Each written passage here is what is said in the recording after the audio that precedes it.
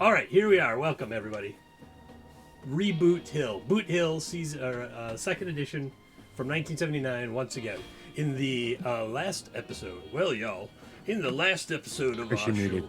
I'm muted. No, I'm back up. It's okay. I forgot for a second there. In the last In episode, Zoom.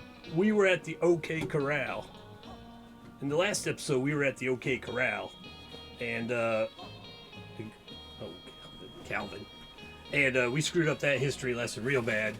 But in the end, we got all the bad guys. Now, Sheriff Earp did manage to apprehend so-called bad guys and staunch the bleeding on one. I do believe he did it with a branding iron, which is none too pretty. Smells like barbecue. And so there's going to be a trial here in Promise City. I look like your granddad. You're fired. Get out of here. There's going to be a trial in Promise City of these boys. And Sheriff Earp had asked our player characters here to stick around for a bit. So let's find out who they are. We're going to go through the interface just like it is there. Hello, Lich. Hi, I'm Preacher Thomas. Tell you what, I don't work for Earp. But this ain't a bad place to stick around for a little while. These two seem like competent folk, so thought I'd stick around. There's probably a lot of people need some saving around here. All right. And Snacks, who you got there? Well, hi there. I'm Angelina Everly. You can call me Belle. I'm a native Texan, and let's just say I like to help keep things orderly around. Some of these boys get a little out of sorts.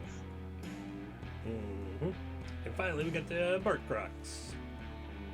I'm playing Dakota Jack Davis, former Union cavalry scout, former trapper, and Earp's an okay boss. So, Wyatt asked you, he says you could call him Wyatt. That's a pretty big deal because he makes everyone else call him Sheriff Earp. He asked if you'd stick around town for a few days because we're gonna have a trial and hang these some bitches. And so he put you up at the Mariposa. You can see it there behind Belle. Oh. And he says, just keep a keen eye out there for anyone looking suspicious like they're gonna try something on hanging day.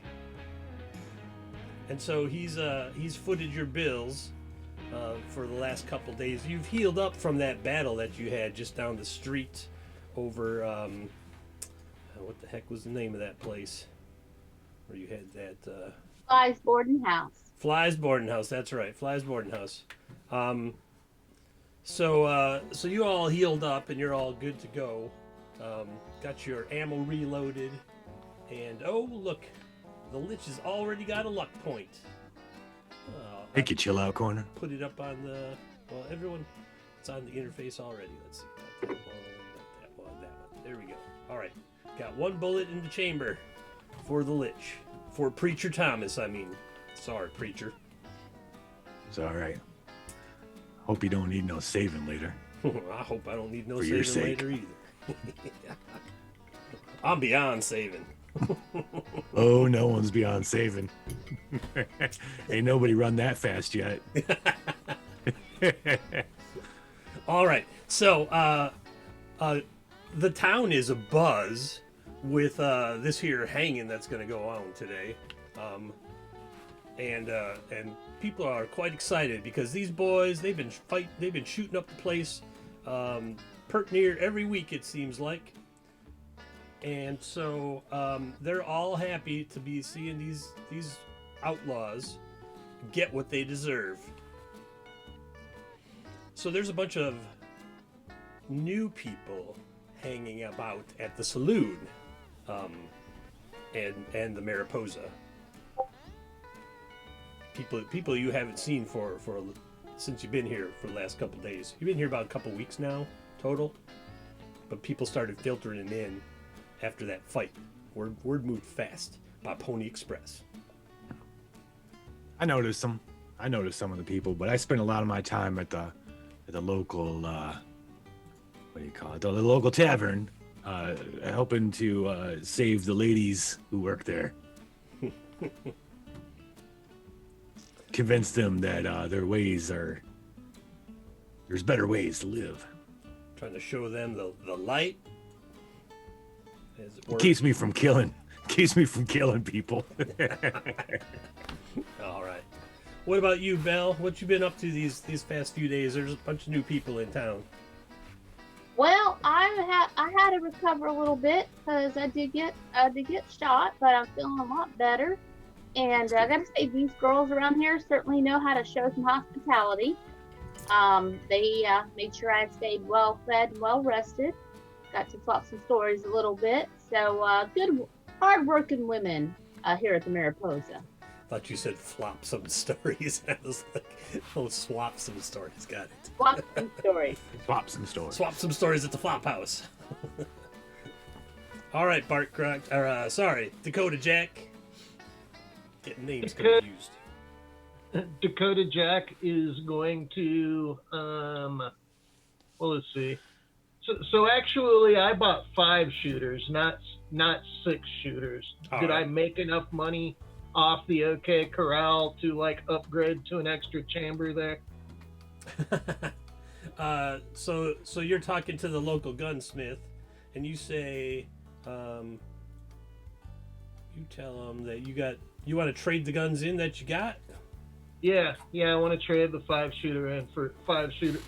Trade my 5-shooter in for 2 6-shooters. I think you said we did get some money from Earp, right? What kind of 5-shooter you got right now? Let's see. The guy, the gunsmith. People just call him Gunny. Howdy, Gunny. Ancient profession. Let's see. So, I guess I can just look on my character sheet here. It was either a fast draw or it's a fast draw. You got a fast draw? All right.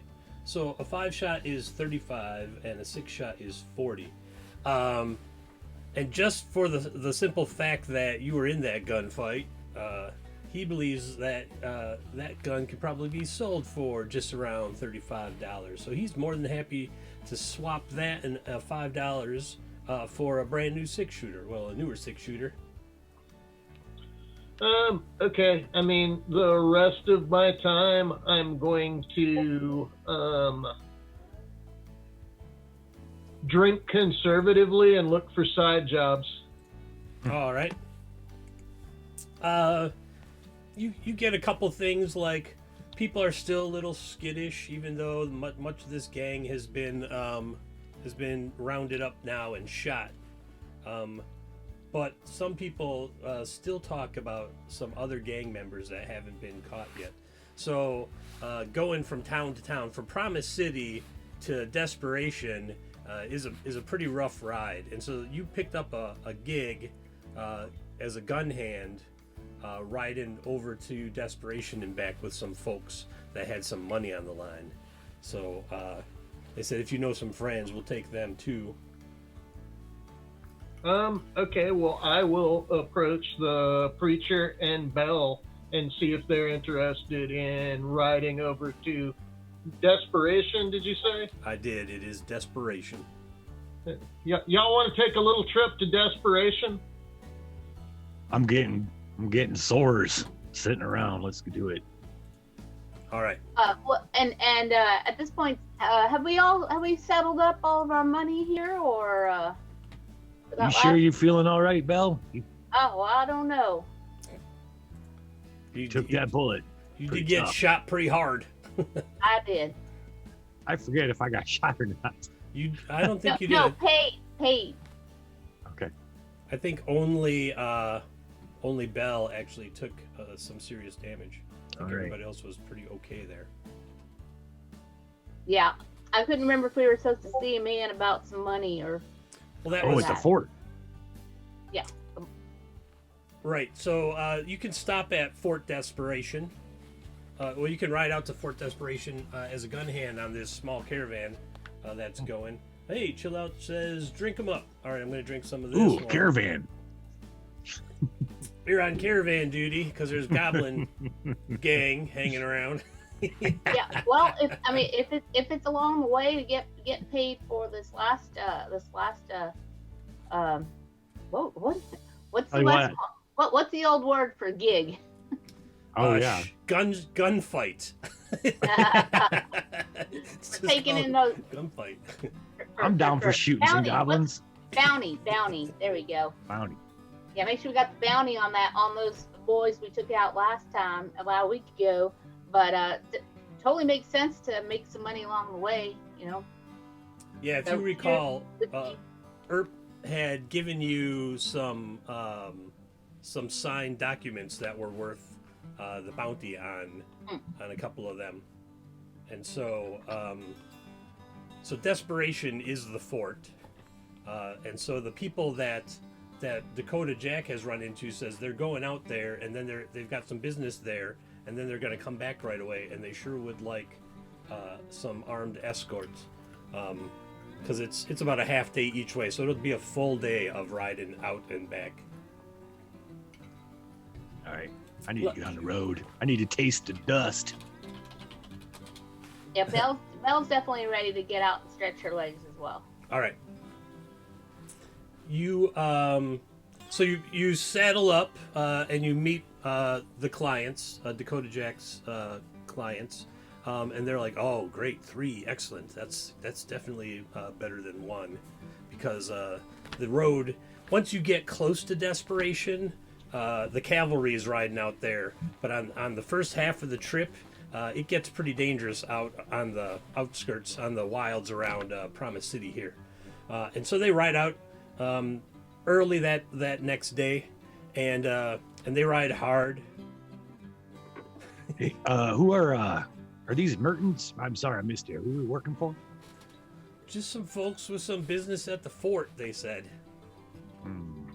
I got a hard eye.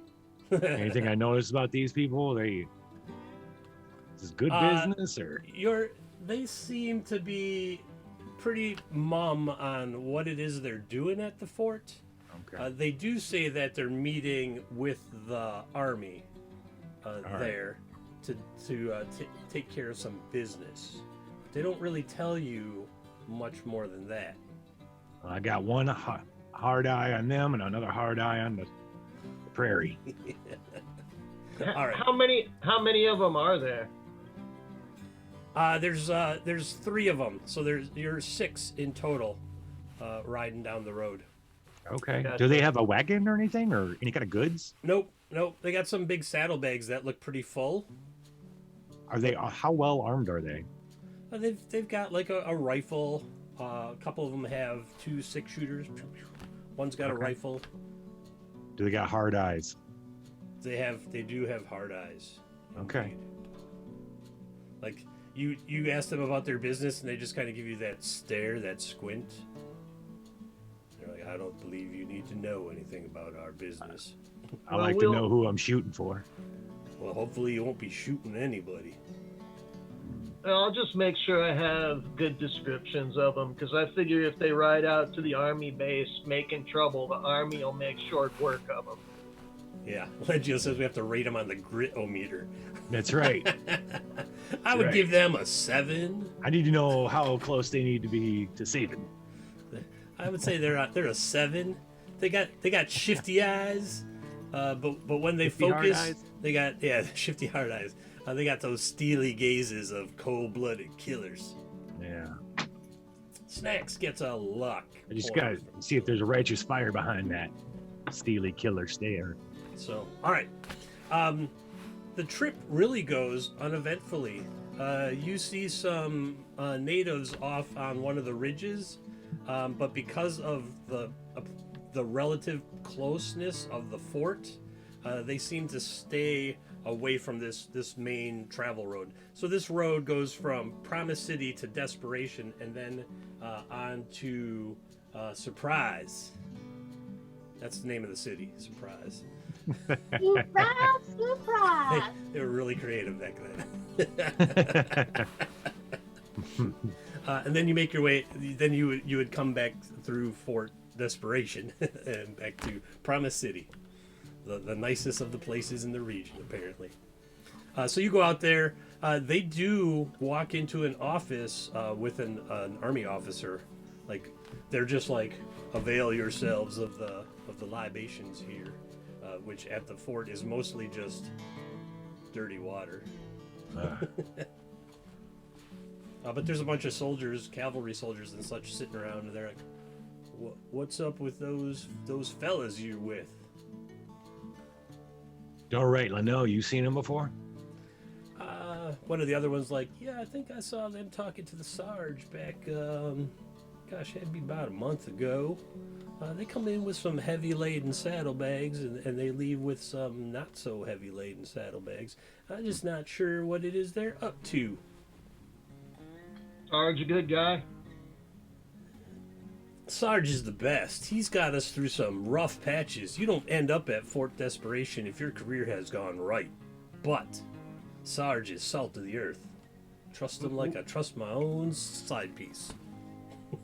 We don't know much about them fellas. What's her name? Oh, sorry. I got it. That's why I kind of made that like I say. That's not the right term. Sidearm, side piece, whatever. Same thing. I sleep with it. What's her name? Sorry, modern. What's their name? What's their name? Pronoun. Thank you very much. You're right. Yeah, what's their name? What's their name? What was the question, Dakota Jack? I didn't hear. Sorry. I was just going to tell them we don't know those fellas very well. They just wanted some security on the road, hired us. Those saddlebags did look fuller than usual, so they must have something worth a might bit of money if they're coming talking to Sarge. Sarge does all the outfitting here at Fort Desperation. And unfortunately, he's been unable to get us booze because the president don't like it. He's one of them teetotaling types. But we can't speak bad about the commander-in-chief.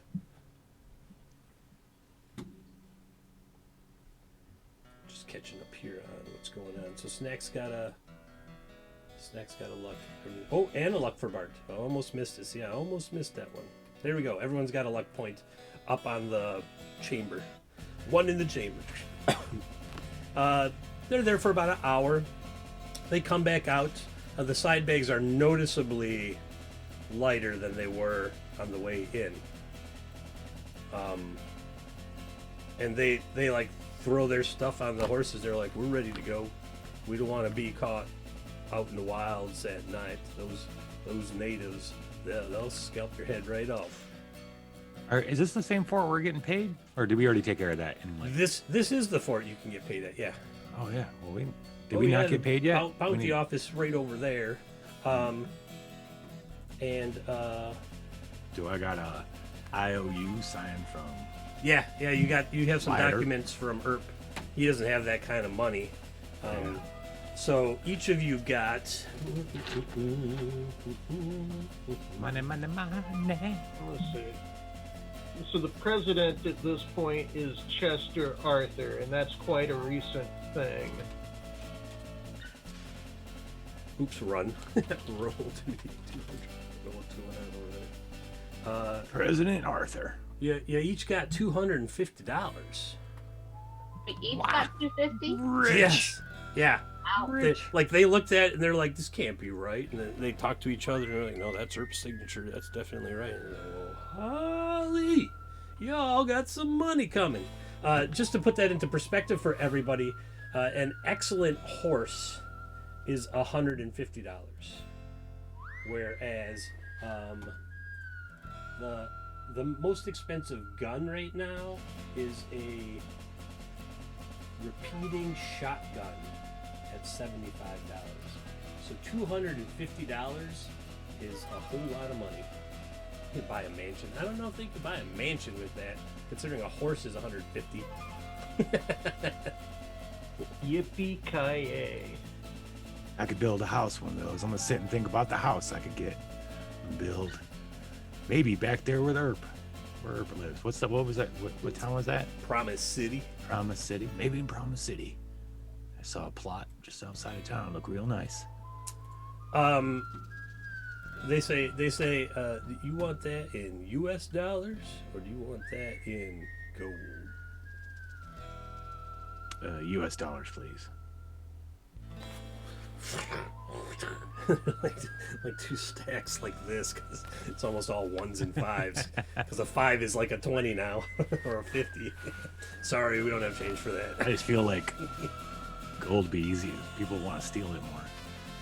Plus, you're smart to take the dollars because it's a standard exchange rate. Gold varies daily and by location. Right. And they're like, oh, these been around. $250 in gold is not that heavy, even back in the 1870s. It's like probably like a chunk like this, maybe. Well, and we started out with 150, but now we've got 250. Another 250 from that bounty. So. Mm-hmm. Okay, great. Yeah, like right now, an ounce of gold, chill out, is $1,100 an ounce.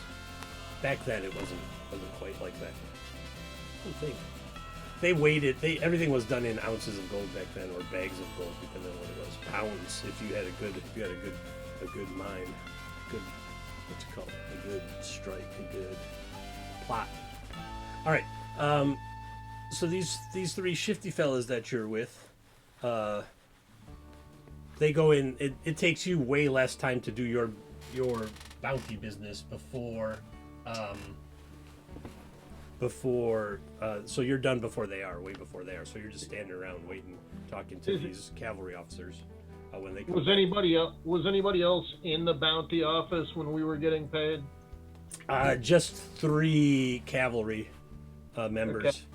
There's like one at the desk who must be the clerk, the bookkeeper, and then there was one sitting there with a rifle, fairly attentive, and then there was another one sitting around in the back who brought the money out.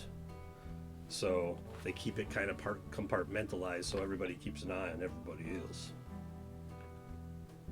Yeah, but you can take the cash and like stuff it inside your coats or your saddlebags or whatever. No one here is going to do anything with it.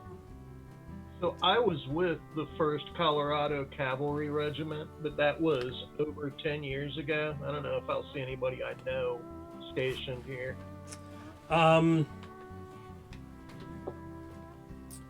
No, like Sarge, a lot of these cavalry are younger, so they were probably coming up as you were getting out. And so they've probably all got 10 years in now, where aside from like Sarge and maybe the fort captain or commander, but you don't see them. Nobody sees them today. They're somewhere in there. They're just busy doing other stuff, high level stuff.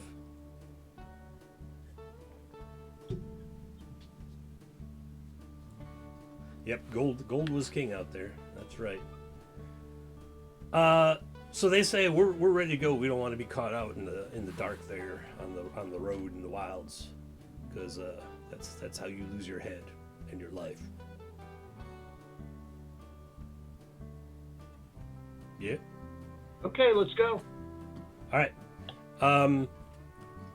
So you head out from Desperation and you're headed back to Promise City, and you're on the road for a little while, and you see these shifty guys are kind of like looking behind them. They look real nervous right now. They're looking around, they look behind, look around, look behind them. You worried about something? They're like, well, the sun is starting to set here, and we're still a little ways out of Promise City, and just don't want no one sneaking up on us. You know what I mean? And you estimate you're about an hour from Promise City, when you hear a gunshot ring out, and one of the shifty fellas that you're with, his horse goes down, tumbles over him. I just start galloping away. No, I'm just kidding. I start going for Promise City. I'm kidding. Only got an hour to go. Go, get. No, I got my gun out, looking around. A Winchester. Roll me a. Let me look at your character sheet there, preacher. Roll me a D100, would you? Alrighty. I'm gonna make some stuff happen here. 10. That's real good. Yeah, you see like smoke rising from a shrub not too far away. You figure about 100 yards. That's range, right? It's in range. 100 yards. That's 300 feet. Your Winchester, your 1873.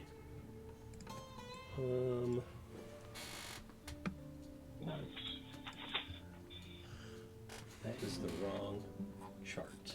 That there is the wrong chart. Here we go. Weapons chart. Long, in spaces or inches. 30 to 60. Yeah, you could hit them.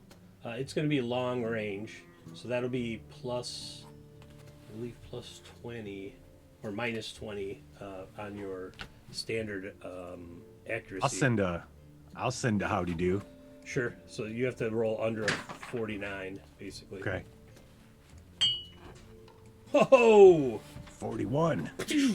No, you 29. You rolled a 29. 41 is where you hit them. Right. Which is, oh man, right in the left shoulder. Howdy do. Go ahead and roll me another D100 to see how severe that hit is on them. 52.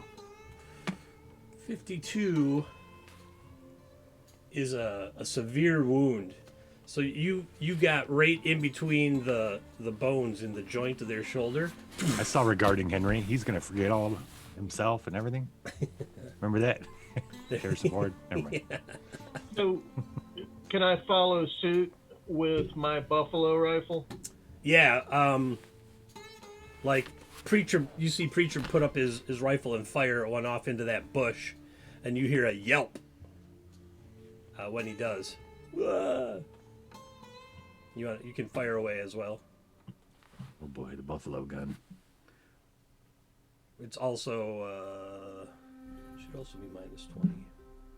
Buffalo rifle.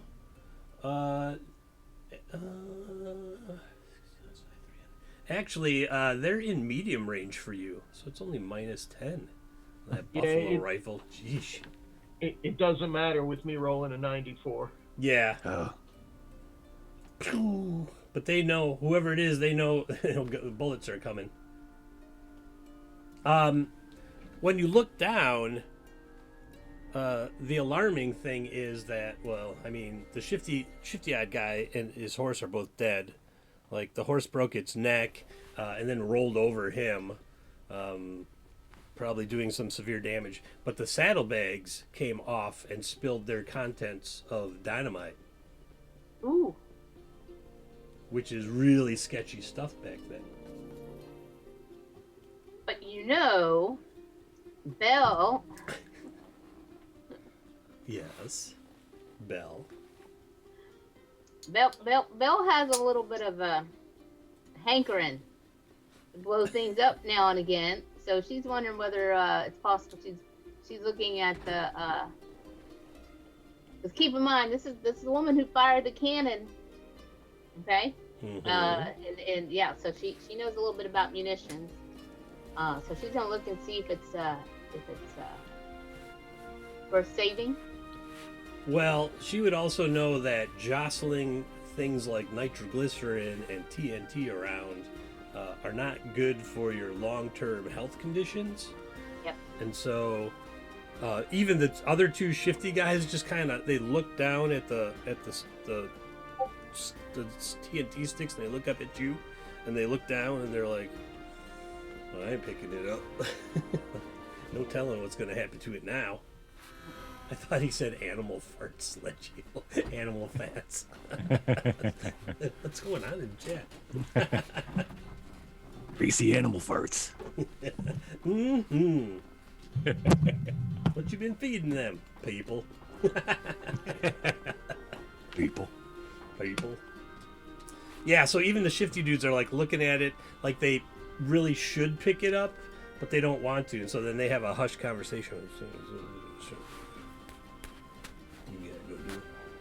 And the skinnier of them is like carefully, you know the old Western kind of crouch down and slowly creep in towards it, like he's gonna surprise it. I'm backing up from this. Belle yells and say, "Hey, boy, before you go to try to pick that up, get some of that dry sagebrush you see over there. Get some of that together first, because you want to put that, keep it a little well padded, keep it dry, keep it padded. So make himself, make sure he's got like some, dried." He just grabs a branch with it on. He's like, "I got some." Then he tries to use the branch to like lift up the strap of the bag. And he gets the strap up, and then the branch bends down, and the strap drops back on the bag, and everyone's like, but nothing happens. Yeah. Eventually, he picks it up, and he kind of slowly, carefully looks inside, and he says, "Well, there's a." He kind of looks at his partner, and he says, "It's enough. It's enough," and slowly puts it over his head, and like tiptoes back to his horse. And they just leave the 2 or 3 sticks of TNT that fell out of the bag right there in the middle of the road. That's going to be a surprise for a wagon wheel. Potholes. Where did those come from? There's someone yelling from the bush that Preacher put a bullet in. Do you want to go over there? I'm slowly moving my horse over there, keep my gun down, make sure it's not a trick. I don't know if I hit him or not. I just know he's yelling now, right? Yeah, yep. I'm moving over slowly. There's the sound effects. I'll reload my buffalo rifle and ride along, 20 feet behind Preacher. Sure. You get up there, Preacher, and you see someone in a cavalry uniform. You come on out now, soldier. He's like, "I can't. I got a bullet in my arm. I only have 3 strength left." Why are you firing on us? I wasn't firing at you. I'm firing at them shifty fellas. They're itching to blow something up. And then you hear, and there's a bullet hole in his head. Ooh! I whip around. Who shot? The other one that wasn't the skinny guy. I got my gun on the real him. scruffy guy with the scar across his face.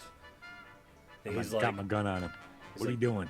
"That man there is a traitor to the nation. He might be in the right uniform, but he is of the wrong mindset. Do you know what I mean?" So what are you boys planning on blowing up anyway? "We have orders from the president that we cannot tell you about, for they are top secret. However, it is of the greatest national security and urgency that we get to where we got to go." You telling me you some kind of lawman? Nope, I ain't saying nothing of the sort. I'm saying we work for the government. The president. No thanks, we got enough. We got all the government we need around here. So President Arthur personally orders you. That is exactly what I mean. And he flips his coat around, and inside he's got a badge. But it's not like a sheriff's or anything. It's like a Secret Service badge. He's like, "We have orders from the president to go and make sure that some ne'er-do-wells do not have their way and see the nation torn asunder again."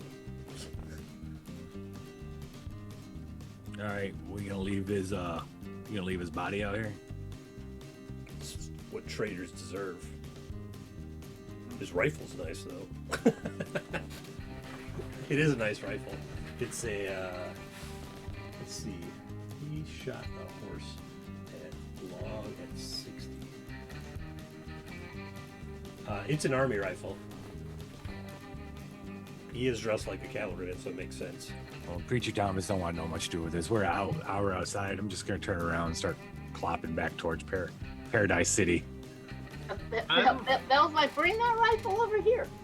I'll bring you the rifle, Belle. I'm gonna search his body, see if he's got any kind of orders on him or anything. All right. that's good. Yeah, Belle should have picked up a rifle. Didn't think about this because she's still a little kind of getting on her feet, but she probably should have. I prefer my buffalo rifle, but those army rifles are okay too. Yep. I'll throw it in your character sheet here shortly. Boop. So, you search through the body and you find a sheet of a page from a book.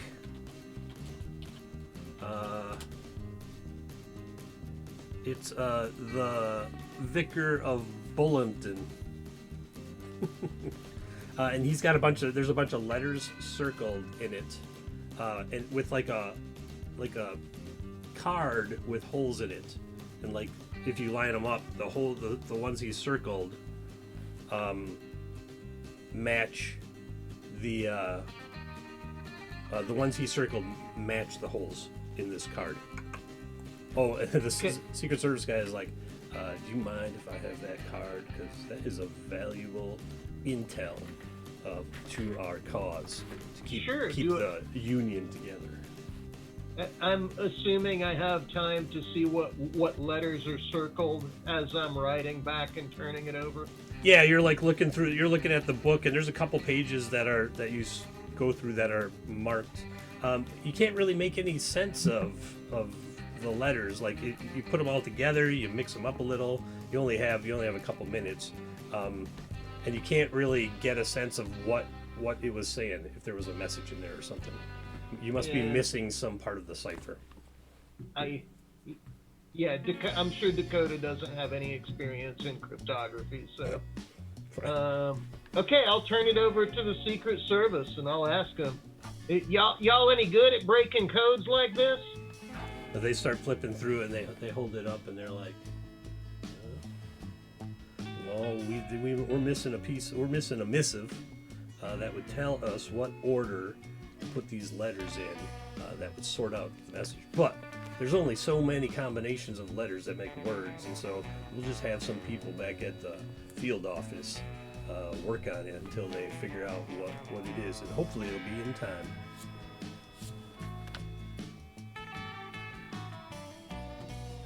And then he just tucks it into. He makes sure that you see the Secret Service badge when he tucks it into the inside of his coat. And it looks legit. You're right up next to it, Barkrox, and you look at it and you're like, I mean, anyone could make one, but that one's pretty fancy. It's got a big eagle on it. I wonder what the name for them were then. G-Men. Well, that's a good question. I don't know. Audience, research. 1870s Secret Service.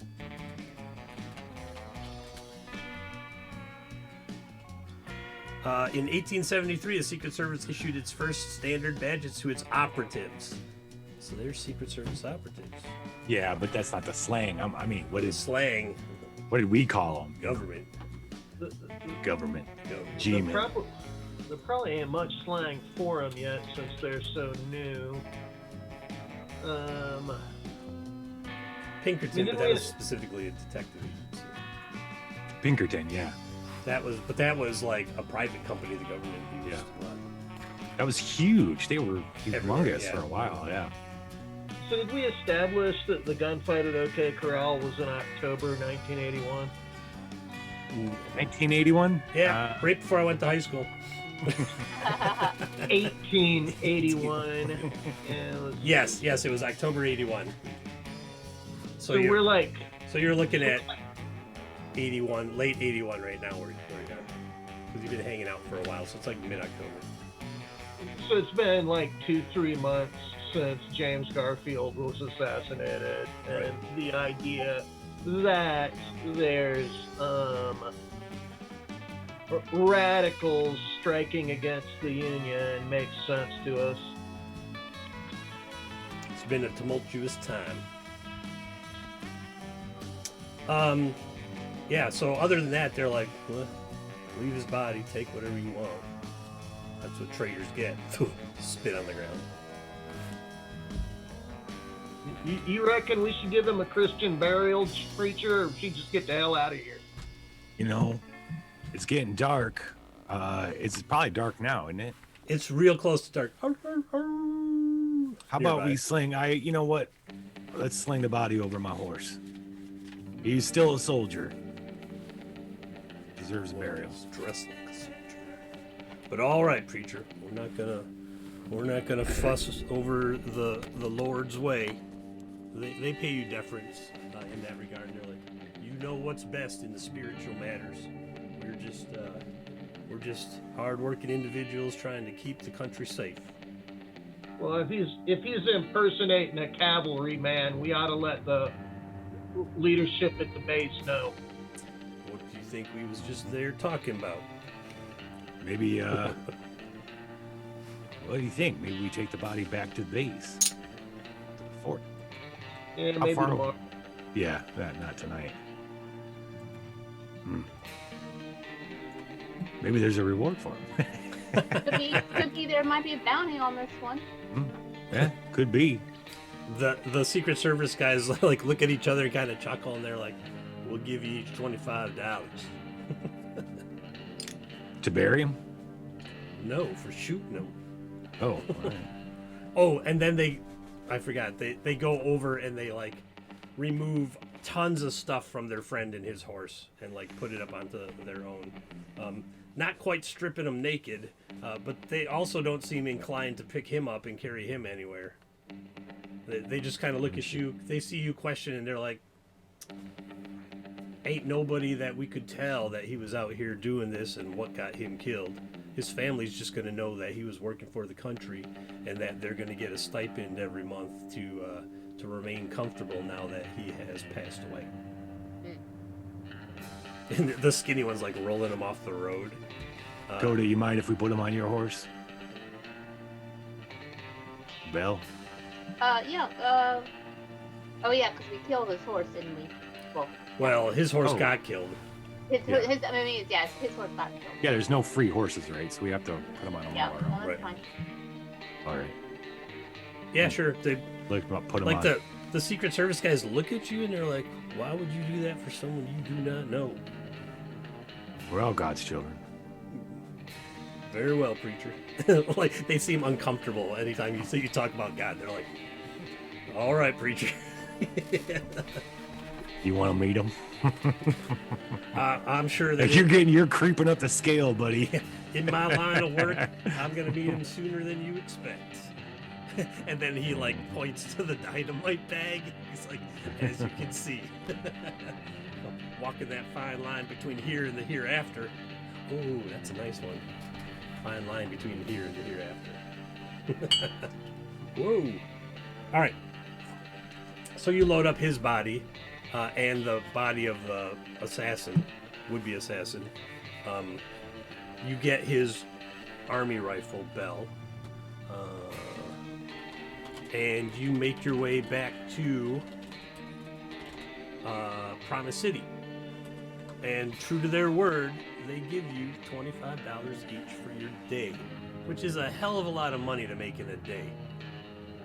And on top of the 25 for shooting their man? That man? No, that is the 25 for him, Yeah, isn't it? yeah. They were only Oh. going to give you like 10 for the day. Oh, I see. Oh, But okay. they said that, well, you proved yourselves worth us hiring you, and so $25 each. It's government money. I'm guessing it would be the same thing. 70, 1D100. Range. I'm not even gonna put a range in there. It's long. It's like 50 squares. Is you put the it in end my- of medium on your character sheet? Yeah. All right. Great, thank you. You ride back. So you ride back into Promise City, and they, they tie their horses off. They whip out $25 for each of you, and then they walk into the sheriff's office to go talk to Earp. And so y'all are making quite a little load of money. And tomorrow morning is that hanging. So like your stint in Promise City is gonna end tomorrow, because Earp had just asked that you hang out until this trial finishes, and we get to hanging. We get to hanging these fools. So, what do you want to do for tonight until the? He's asked that you like be out in the square for the hanging, even though the trial isn't over. He's like, I know they're gonna hang, so you just be out there, and if something goes down, come see me, and I will get you paid. Is what Earp said. Yeah, 'cause that's what I'd be like. I would ask whether we're going to. What do you wanted to retain our services? Well, he is paying. Remember, he is paying your room and board. Oh, that's true. Okay, that's pretty small. Yeah. So, all right. That's a few dollars every here and there. I'm gonna head to the saloon. All right. The town is hopping. It's probably 50% larger than it normally is. I mean, Promise City. I showed you guys the map. I can actually show the map to the. It's big, real big. Did you build the whole thing? This map I didn't. This came from Boot Hill. Oh, cool. This is not the map I made today. This was just like a little side mission thing, make your day interesting. All right. On the fly. All improvised right there. Cool. So, but maybe we come back to Boot Hill. We find out what's going on with these Secret Service dudes later. Yeah. So we'll say the Mariposa is like where the Lone Star Dance Hall and Saloon is, which is Main, and it's right here. I can just ping it. It's right there. Yep. Okay. So that's the Mariposa now. There was a change in ownership recently, and then the square isn't on the map. So the square is actually this tree way over here is like the edge of the square by Eli's boarding house. So they're gonna hang them right kind of where you had the shootout. Because this is the shootout location from last time. Oh, got it. Yeah. So the square is kind of just off of there, off the map there. So yeah, it's rowdy. People are gambling. There's a lot of side betting going on. So they have big chalkboards out, and they're putting marks on like what time, how long, how many times they're gonna kick. Before they die. And did they actually bet on that? Is that are you making that up? Sounds like something they would bet on. Yeah. I would bet on it I'm just thinking like I'm picturing like Deadwood in my head. Like if they were gonna hang somebody, Swearingen would be like, we're taking all bets. Yeah. We're gonna make some money off of it. He's going to kick 7 times. 7 times? You think 7 times? Are you sure about that? All right, 7 times. It's your money I had to part with. We'll take that. Yeah, so there's all kinds of crazy gambling going on.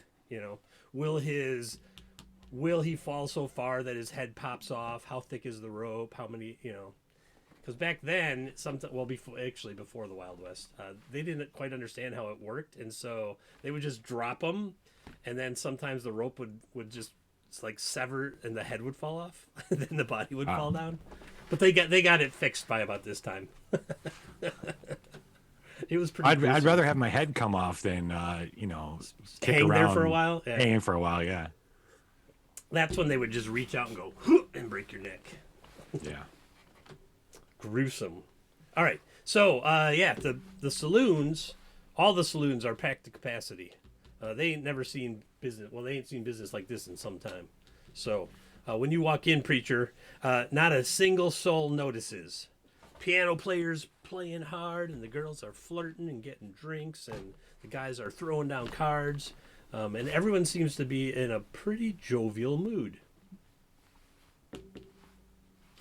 Nothing's good for business like a hanging. Do anything special? Belle's gonna order whiskey. Oh, all right. Like he brings you a label-less bottle, sets it down. He's like, "That'll be 25 cents." He For the says, whole bottle? No, he's gonna pour it in the Oh. glass. Yeah.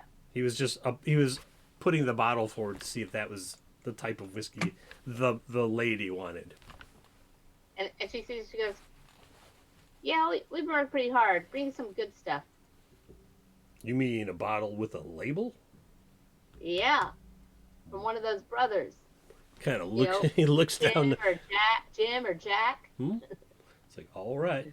He goes back, and he comes up with a bottle of Bullet Frontier whiskey. He's like, this stuff here is 50 cents a shot. Pour one for me and a couple for my friends here if they want one. And It's like, all right, and he I'll pass. just slops it into 3 shot glasses, and he's like, I have to do a little math here. 50. Buy a round of the Bullet. $1.50. Oh, is that the 50-cent stuff we got? That's Okay. the 50-cent stuff. The Bullet, yeah. What's the best you got? He looks at that bottle and he's like, well, I just opened this bottle. It's been sitting here for like 2 years. How much for the bottle?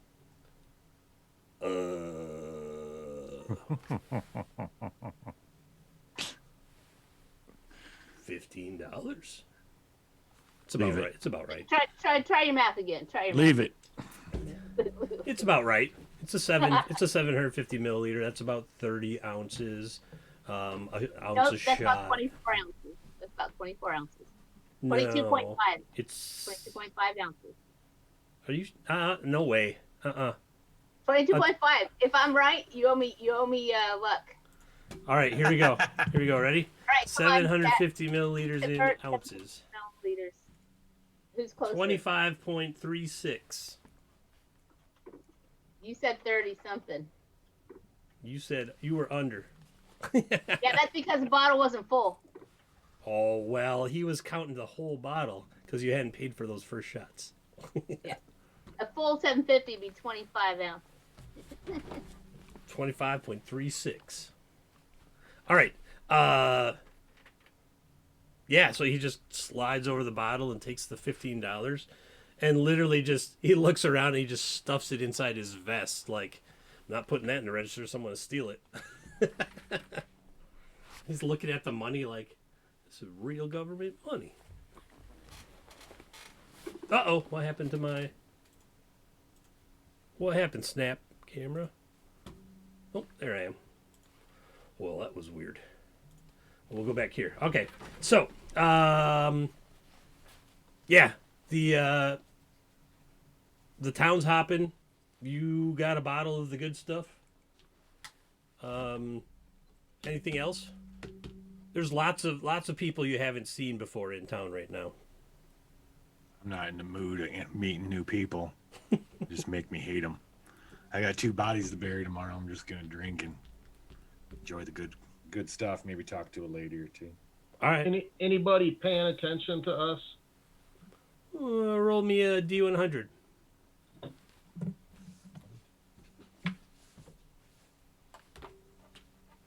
Who'd want to pay attention to us? Oh, I guess we are the ones that killed these people. Right. We get are on starting to tomorrow. get a reputation, preacher. That's a good point. I didn't Pretty think about soon that. you'll be high-level shadow runners. Oh I'm wait, surprised different people aren't buying drinks for us. A different game, right? It's a different game. What? Whoa, good job there. Wait, did you? Uh, That's the one from before, isn't it? Oh, that's okay. Yeah, it is. It's Bang R. Just go up to the upper left, and in that little menu there, you can just mouse over the dice and just click on the button. Boom. Okay. There you go. Hey, 69. Yeah, no one's real paying attention to you except for the ladies in their petticoats and their rooms upstairs. Even you, Belle. They're like, whoa, that's a mighty nice bottle of whiskey you got there, miss.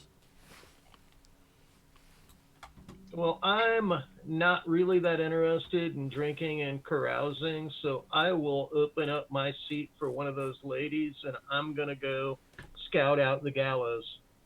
All right. Dark-haired darkish skinned woman sits down next to you, Belle, and then takes the shot that you had poured that Dakota Jack didn't drink, and like slams it. She's like, "Thank you very much." And Belle says, "Oh well, you're mighty welcome. I know you girls been working hard. How's your evening going with all of this extra business?" She has a bit of a British accent. She's like, "Oh, things are going quite well. There's lots of business and such. My name is Maeve." I was wondering if you're gonna pull a good one. I love you. For those who don't know, Maeve is her character in a different game based on Westworld. Yep, Maeve. Based on Maeve from the Proprietor. So, and so the thing is, Belle, like I said, Belle's a bit of a self-made woman herself. In the time when women, Sure. expected to be home, birthing babies, and all that stuff. So, but she's got a bit of a name for herself as being respectful and respectable. So, Yep. she's gonna talk to Maeve a little bit more and say, so anything of interest that you've noticed, any of the guests coming through? We took care of some business here with your sheriff Earp, and we'll always be looking for something else. But got a little anything you want to share with woman to woman? She's happy to talk to you, and then every once in a while she'll do like some hand signals and point to somebody or something, and you'll see one of the girls like scurry over and stuff like that, and she says, "There is a table over in the back by the billiards room with some rough-looking gentlemen. Seems they rode hard to get here, and they're none too friendly to my girls or pert near anybody else. If that's what you mean by people, strange people and whatnot's going on here, Promise City tonight." Interesting. Are they staying here? Can you kind of do you think they're staying here or one of the other locales? I feel like they might just be planning on sitting in the bar all night, drinking or whatever until the hanging in the morning. Or at noon. The hanging will be at noon. That gives Preacher time to bury those bodies before the before the things go down. Hang them at high noon on Reboot Hill. Reboot Hill. Well, thanks that. Anything else you anything else you think we might have some interest in? Anything out of the ordinary from your usual nights before a hanging? Nah, she's like, not really. People get rowdy, trying to celebrate their lives before they witness the end of some other people's lives in the public square, and it's just kind of a normal reaction out on the frontier. So she kind of just shrugs it off, like, it is what it is. It's good for business, and we're okay with that. Well, if you think anything else that might be of interest to us, feel free to stop by. And Belle's going to go ahead and hand her 50 cents. Oh, she's like, well, thank you very much. Puts it into like a little side pocket in her dress. Inside pocket in her dress. All right. If there's nothing else, we'll fast forward to the morning. Preacher's I'll leave you to the bottle and go to bed early so I can get up and bury those bodies. All right. Preacher's up early. As the game's name says, there is a boot hill nearby, and it's kind of, bring your own shovel, bring your own bodies, BYOB, bury them where you want. I will be up early and helping the preacher dig. All right. Yeah, Belle's gonna be out, but she will have actually not drink much other than the initial in the bar, so she'll be out and have her make sure her guns are ready, clean. I thought you said Belle was already starting drinking.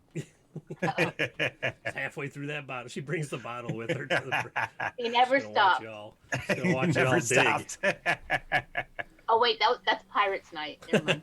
Digging ain't a lady's work. She's just standing there sitting on a stone watching you dig.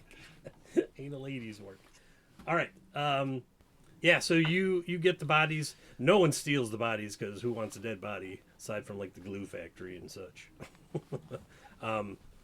So you get them dug and dropped in, or gently reposed, as it were, and buried back up by about 10.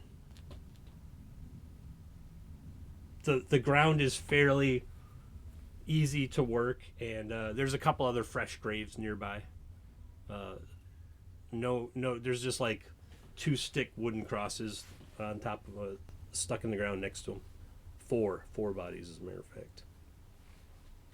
So some of those the people we killed last session? You'd believe so. You'd believe that there hasn't been anything else really going on in the town the last couple days that you've been hanging out.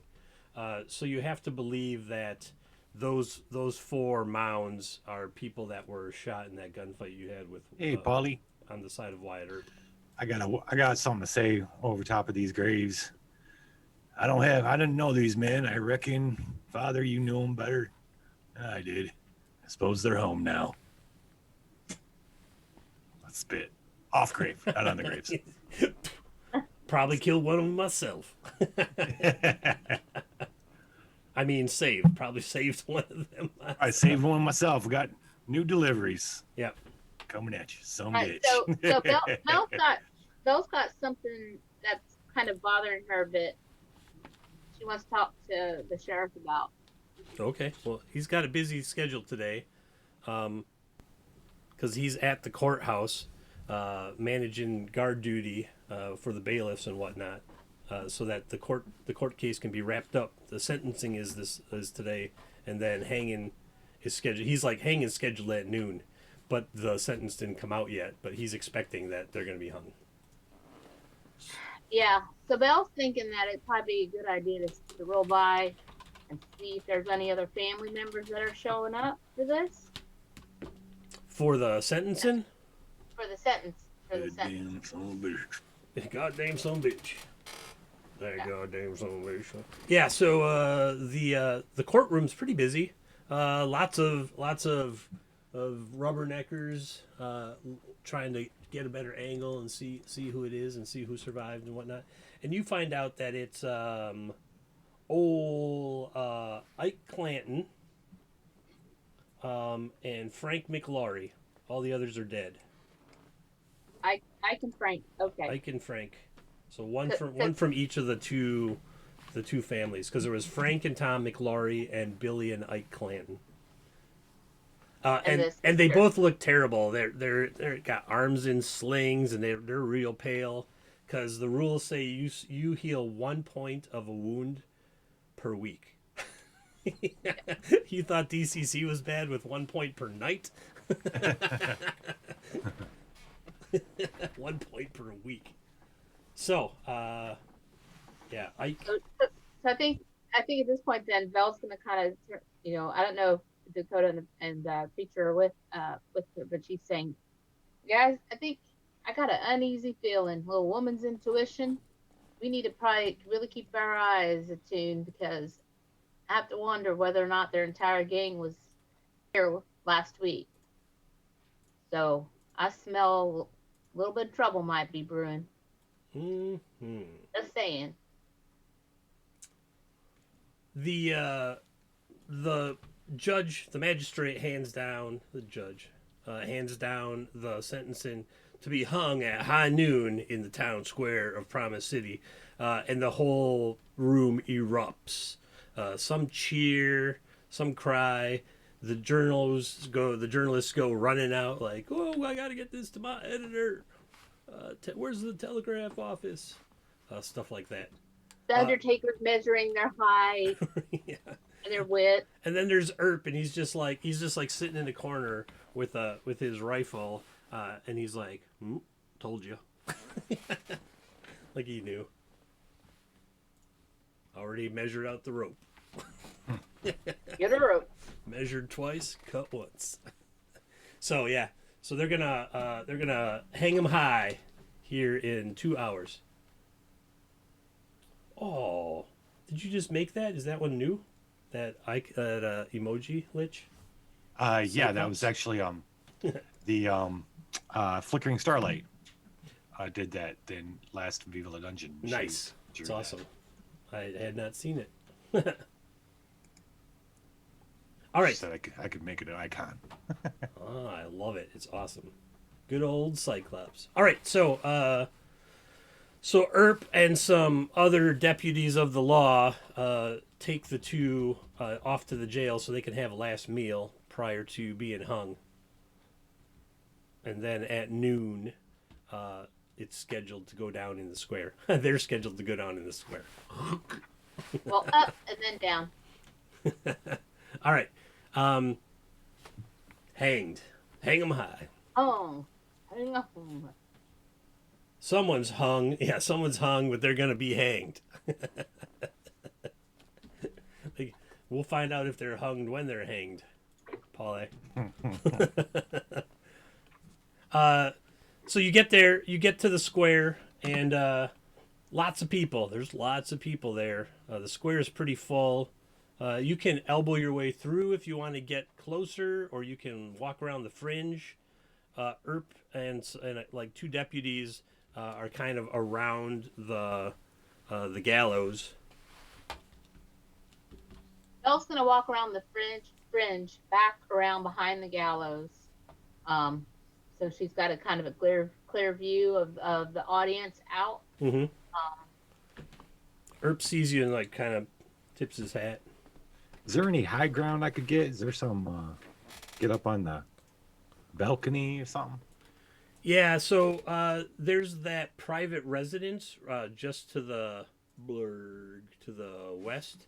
But Eli's boarding house has a second story with a balcony. I don't know. Dakota, you better up there, up high with that buffalo gun, or should I go up high? You go up. Why don't you go up high? That buffalo gun's pretty slow. All right. All right, I'll get up on the saloons up at the. You walk into Eli's boarding house, and everybody looks and then like dives for under a table. Like, oh no, yeah, because that's where. Because that's where the gunfight went down. Like, yeah. Uh-oh. No worries. Going to the balcony. So I'm hoping I want to get to a good vantage point to be able to see the whole crowd. The proprietor like gives you a key and says, "I keep it locked, but here you go." Oh, perfect. Thanks, like please don't shoot the place up. I just got the back bar fixed. So I'm gonna be a guy with a high strength score and a bad reputation, and just actually like walk through the crowd and dare anybody to call me out on it. I mean, and you're carrying a buffalo rifle, which is not something most people are carrying around. Like, you run into somebody and they're like, "Hey, nice rifle." And my intention here is I want to see if there's anybody in the crowd who looks armed and looking for trouble. All right. Let me grab your here. I'm gonna set you up here on this rate. Oh, where'd you go?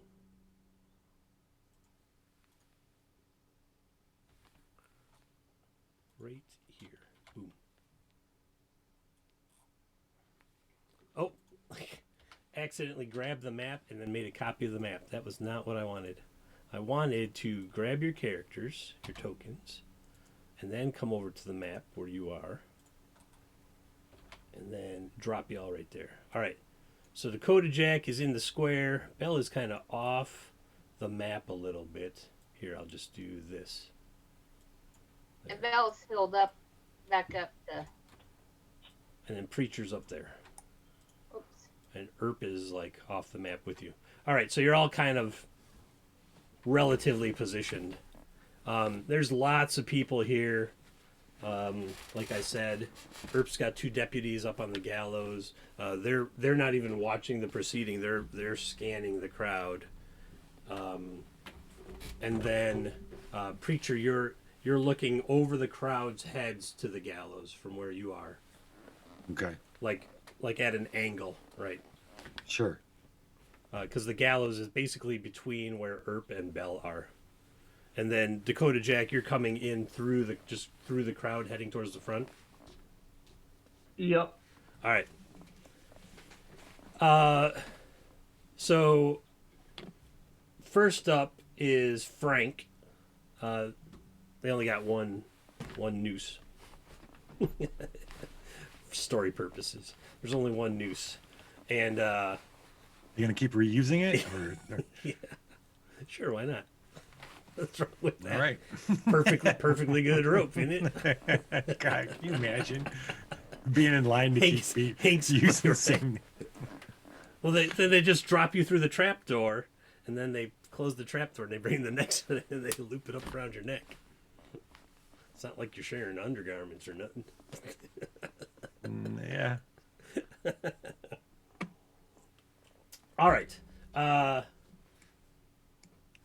Perfect. Did you see the what is it? The Buster Scraggs, Yes, the Ballad of Buster Scraggs. Ballad of Buster. Yeah. So good. First time, huh? So good. Yeah. That was fantastic. Fantastic. It really was. It was well done. Frank goes, gets hung. It's uneventful. The people cheer. There's people like eating popcorn like it's a movie. This one's got sound and everything. People got their kids here. Yeah. Did you hear that neck crack? I ain't never heard one crack that loud. I thought his head was going to clear pop off. And then they bring moving pictures. They got moving pictures? What you talking about, Paulie? I ain't never seen no picture move.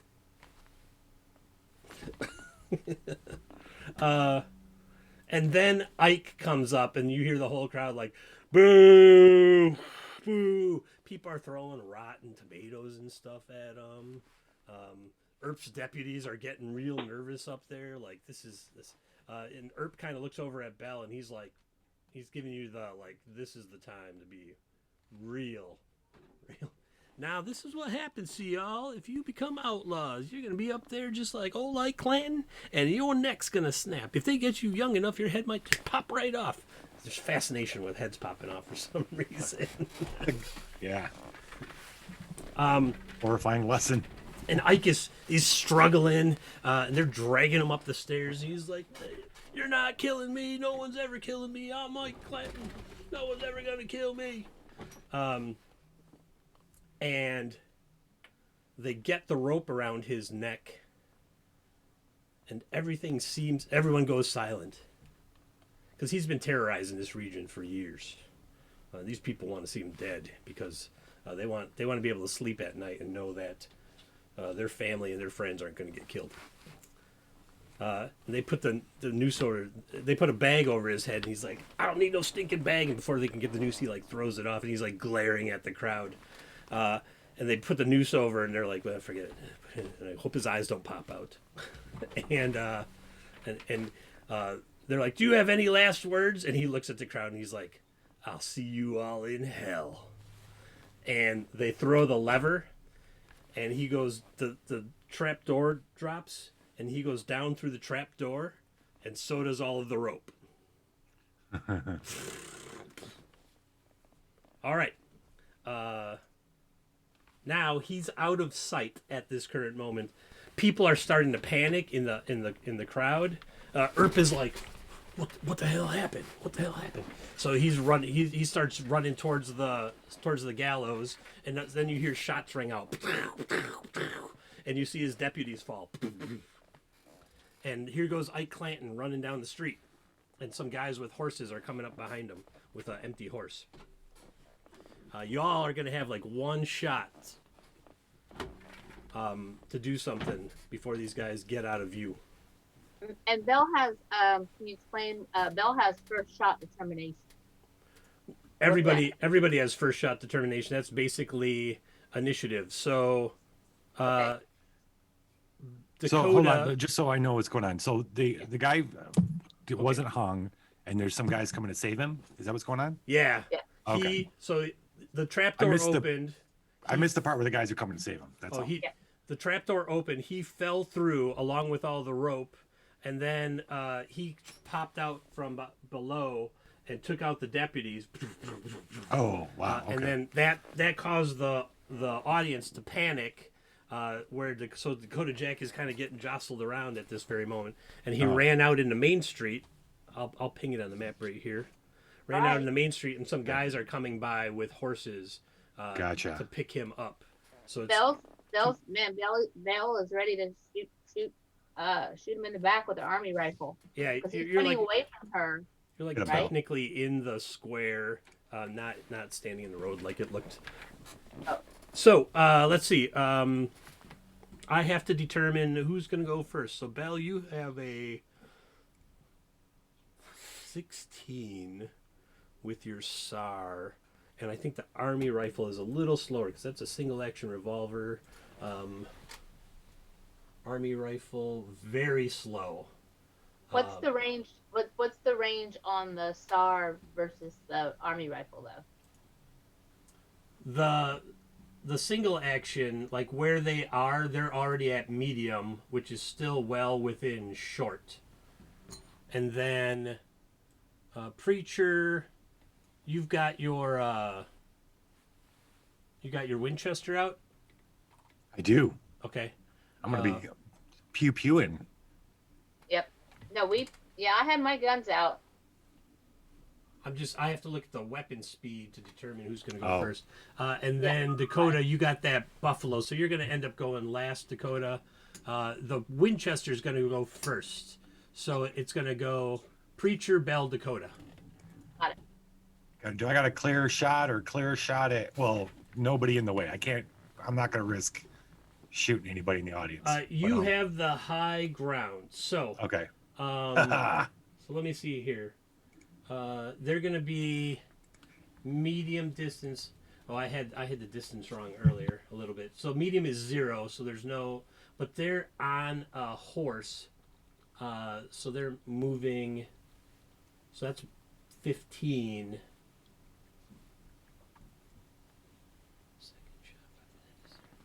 15. All right, so I believe your accuracy is 69 minus 15. You have to get under a 54 to hit one of them.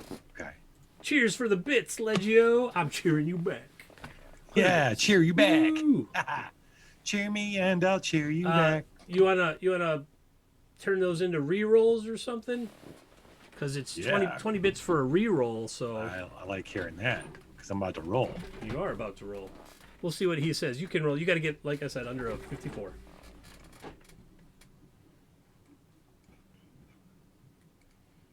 Oh, a 96. Sounds like someone needs a reroll. Somebody opened the door and hit you and startled you, and you shot up into the air, and you kind of look at them as you're like... He says, dole them out. Dole them out as rerolls. All right. Reroll. So y'all got 5 rerolls. Well, now 4, I'm guessing, if Preacher's going to use that one. It looks like it. 4 rerolls. Yeah, you managed to get, like... So that shot goes off, and you're like... You glare at the guy with the door. He's like, sorry. And then you just managed to get the second shot off because you had to get under a 54. Okay. And 17, that's good. It's going to be like a grazing wound in the... 17 is in the right leg. Roll me a D100.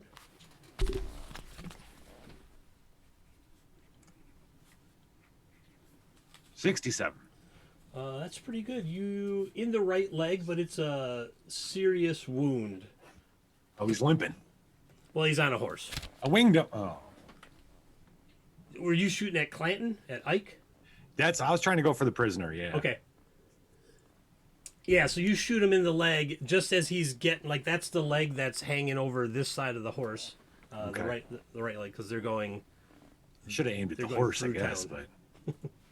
You kill one of God's bigger innocent target. creatures? What kind of preacher are you? It's a much bigger target. Yeah. All right, Belle. All right. Horses don't have souls. Yep. Belle's gonna aim at Ike. All right. Yep. Okay. With that, and so you're saying that I should do it with the army rifle? I can fire that right now. Yeah, fire the army rifle. Okay. He's on the horse 15, 35. Yep, that's going to hit. Ooh, 81.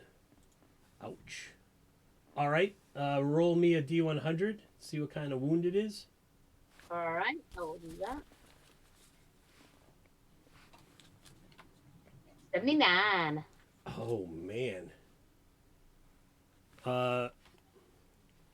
You hit him in the back, and you're pretty sure you saw blood come out of his chest as he was like swinging up on the horse, and he maybe starts leaning forward on the horse as they're riding off. Dakota Jack.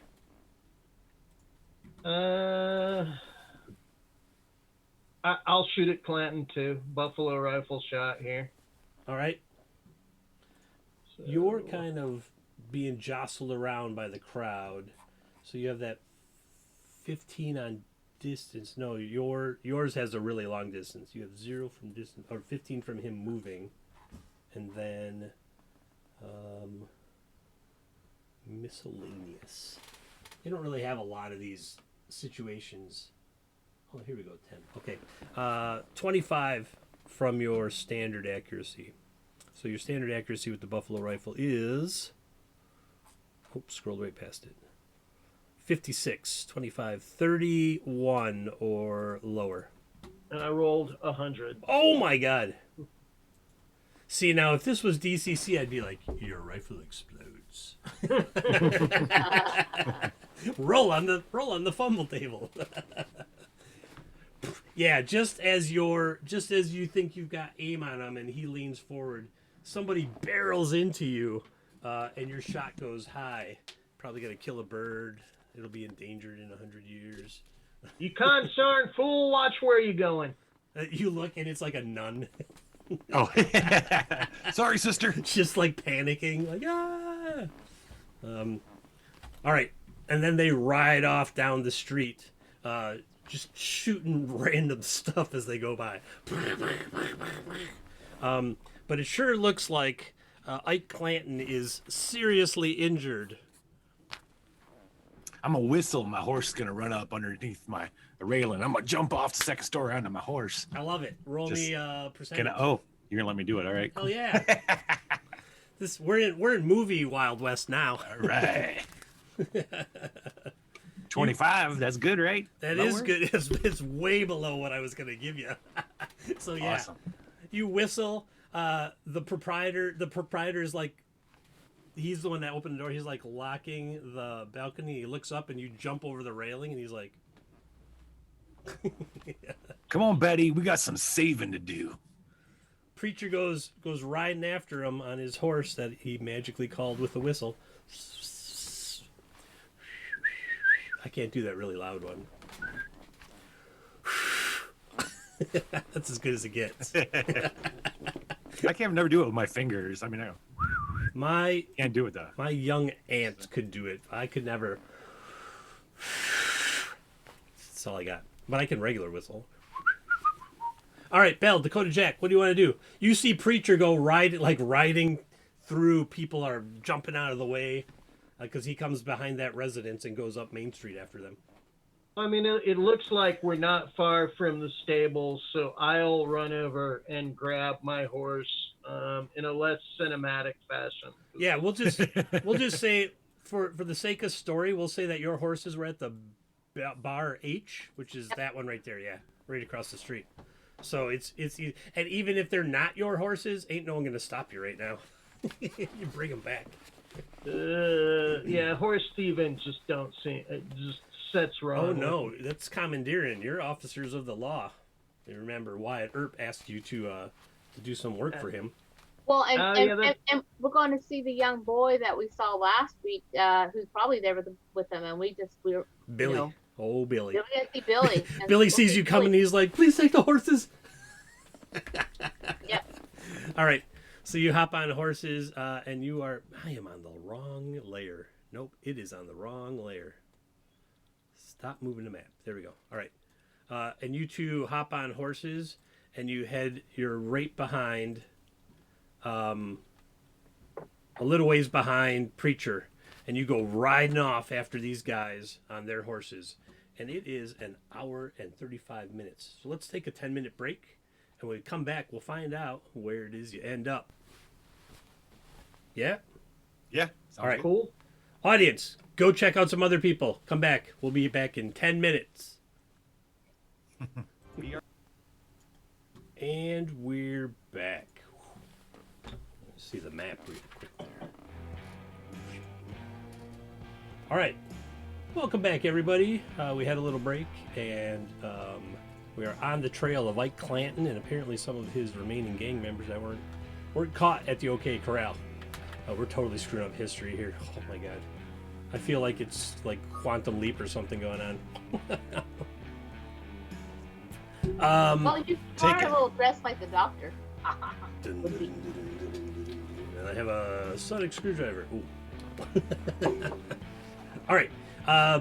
They ride hard out of town and they take a left up into the hills, and you follow on behind them.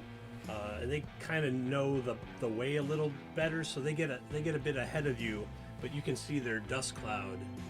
So you follow it until you come to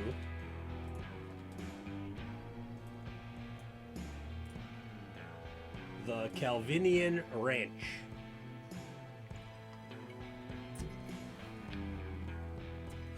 The Calvinians are just a local family who raise pigs and do a little bit of farming and such. And this is their ranch here. So what you're looking at is, I'll ping off some stuff. These look like stables up here. Warehouse, grain silo, main house over in the top right, chapel over in the middle right, and then the other building is looks like a bunkhouse. There's a couple outhouses, well, and pigsty, real big pigsty right there. So is it just us three? It's just you three. Earp didn't come with us. What are we doing? He must be busy. He must be busy. Well, Earp said if anything happened, he would pay us for additional work. So it looks like we got we got opportunity here. I guess so. Belle's gonna put away her she's gonna put away the rifle and have her SAR 6 ready to go. All right. Yeah. All right. Single action revolver for those in the audience. 6-shot. Yep. Lots of revolver. Mm-hmm. It's loaded. It's primed. It's ready. I'll do the thing with my same thing with my fast draw 6-shooter. All right. Where you're standing is like the gate. You can see it's slightly different color. If you zoom in a little, it's a slightly different color than the rest of the fence. So that's a gate.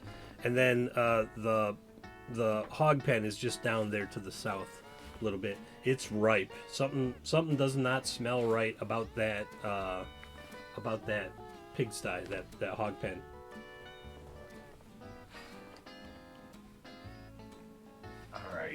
Wait, this is the hog pen here in front of the grain? No, below that. Yep. Oh, below that. Below that, right there. The other one is Right, like so- a warehouse. We didn't see where these guys went into. Did they all run in the house or? You see a horse out in the in one of the yards here, and the other 2 yard gates seem to still be open. So those are attached to the stables right there. All right, I'm gonna play like I'm gonna go in there and shoot. But if this is real life, I would turn around. Like it was just us three and all those. There was how many were in the game? 2. And Oh, so it's just 2 guys and the bad guy and the Clayton. Oh, okay, so it's 3 and 3. All right, that's not too bad. And Clanton is pretty wounded at this point. You Right, got shot. okay. You both shot him, Preacher and Belle. You both got hits on him. Yeah. All right, That's some interesting hog feed over there. Oh, hey, somebody saw that. I'm not even gonna make you roll percentage dice. Ike Clanton's body and some other folk are being fed on by the hogs right now. Jeez. Ike has a big bullet hole in his chest. That must have come from the back. Well, good shot, Belle. That was a mortal wound. Got it. So they just dumped him in the hog pen. That's Well, interesting. To like. How do we go want to play through- this? Do we want to go in all stealth-like, or we want to just march up through here, and get them to come out? I think stealth is the way to play this. Yeah, they'll agree. I think we should kind of maybe just pop over And I was behind thinking, the what building if? here. Oh, all right. I was thinking about going around this one, maybe. I don't know. Maybe Oh, it's up too and long. around. Maybe it's too. Either ways, like whichever way we want to go, we can go around here, right? Around this building. Yeah, I mean, it's more likely they're going to be possibly in the stables, and the stables are going to have like window air openings, right? It's not. That's a good completely point. We should closed. check the stables. Are there windows, Chris? There's real small windows. There's open doors if you look, one in each pen. Like they're like sliding doors, and they're all thrown open right now. And then this horse is just kind of running around freely out in the yard. The white one. Them hogs is well fed, Father Jay. White meat eating white meat. What? Pork is a sweet meat. That's interesting that they went through all the trouble to keep him from getting hung, and then they just throw him in with the hogs when they get here. When he gets here. Well, you figure he might have been the one that knew where the loot was hidden or something, but now he's dead. Or maybe he told them and then they just finished him off and fed him to the pigs. Gotcha. And because at that point he just had become dead weight. Oh, this should be the Soylent Ranch. It's made of Circle Soylent. It's made of people. So why don't we start by creeping up on the stable?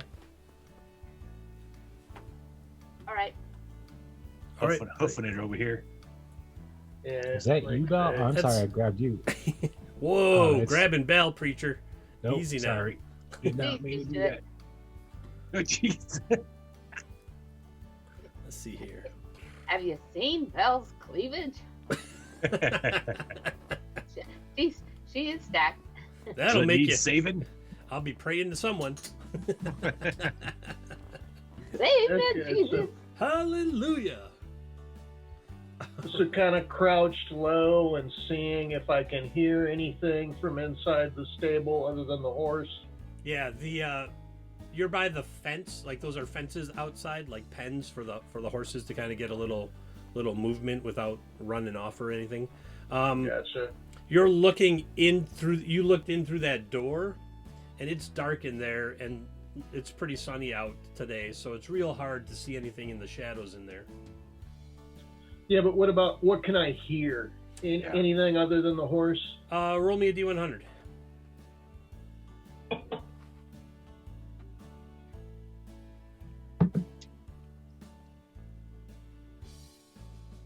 Ten. Boom. That's good. That's real low.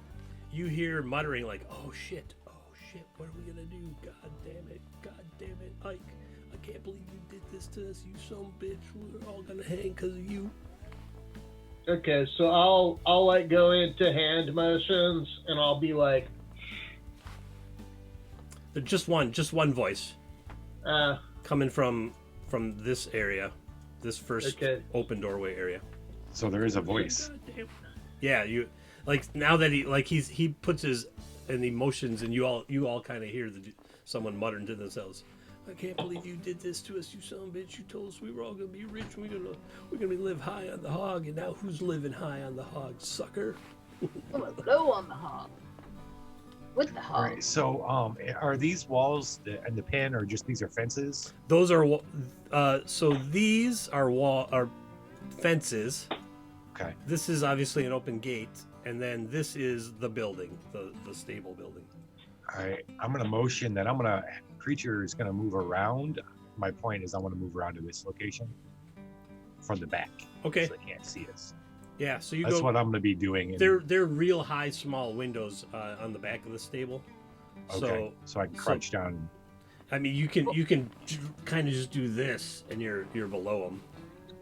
Well, here's a Here's a suggestion that Belle's going to make Preacher and Dakota, and totally, you all say no, that doesn't make sense. But she's thinking, what if one of you guys goes to the back of, if we think he's in this closest pen, goes to the back wall and just starts pounding on her or shoots her or something, that we can flush him out, and then like do something to create a large ruckus here so that he'll run out and we can just shoot him when he comes out of here. You know, is he scared enough that we can flush him out, or is he gonna hunker down? What do you guys think? I'm all for it. I think having somebody over here, I could be over here, so they can't run to the house without me shooting at them. Someone over there and someone bang him and get him come out. We have them pretty much surrounded. What do you think, That sounds Dakota? like a plan. Let's give it 5 minutes and see if he comes out on his own, and we ambush him. If he doesn't come out in 5 minutes, let's try and draw him out like you said.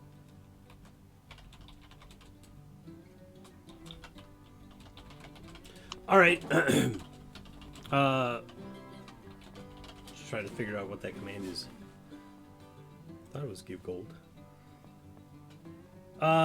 You just hear him. You just hear muttering for a while in there, and then it goes quiet. Am I over here now, or are we? Yeah, you can. If Dakota Jack's plan was to wait 5 minutes, you can get all the way around to there if you want. Sure. Okay. Like you look over the fence and you see just like a barrel of water, like rainwater or something, and then an open door into the stables. Of course, I'm keeping my eye on the house over here. Mm-hmm. Make sure no surprises. And for good measure, because I like the Japanese films, I'm watching the well. A wet, pale, dark-haired woman climbs out of it. I knew it. I knew it. And her name's not Maeve. Mm-hmm. All right. I'm gonna set up a turn tracker here. Oh wait, look, I already got it kind of set up. You all have Belle and Dakota. You got pistols out, right? Yes. That's right. Yes. Okay. Yep. That's I've got gonna- my single action I think that bumps. revolver. What's that bump Dakota Jack up to? 8? Let me see here real quick. I think it's more like 18. Yep, 18 with your revolver. Good call. 18. Preacher, you got the Winchester out there still, so you're at 3. Yep. And then Belle, you got you're at 16. Okay. Descending. There we go. All right. Okay, you wait 5 minutes and the sound seems to settle down from. He found all the commands. It's me chaos in chat. What, new toys? That's how many times they've all died in Star Crawl. Keep track of that because it's gonna be a lot. Okay. It gets real quiet suddenly.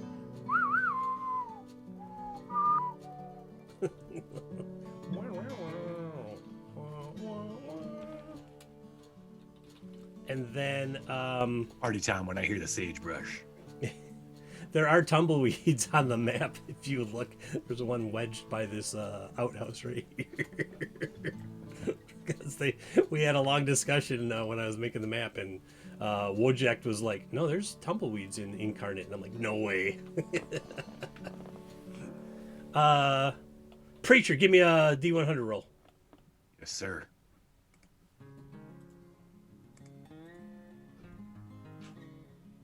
Ew. Oh no. 85. Oh no. Is that bad?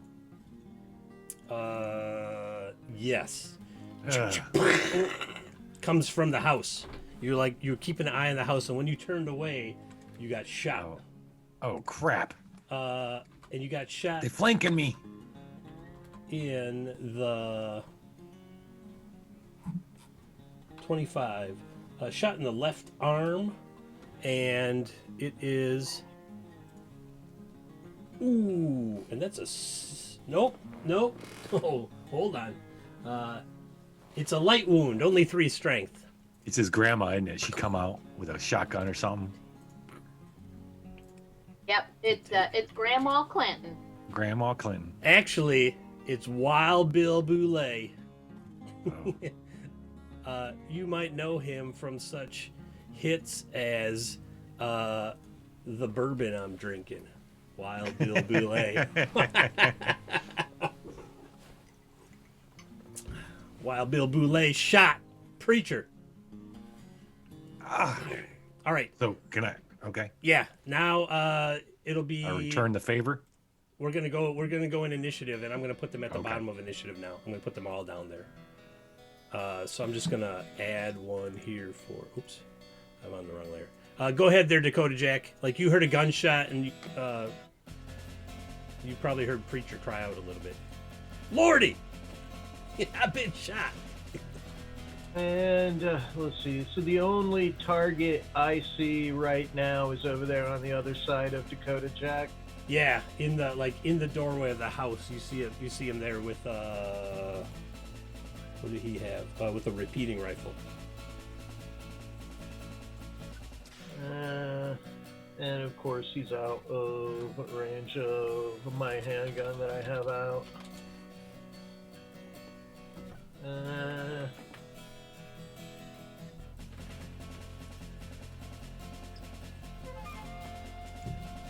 Okay, I'm gonna hop over the fence here. Can I do that? Yeah, you can hop over the fence. Sure. You hop over the fence and roll me a percentage.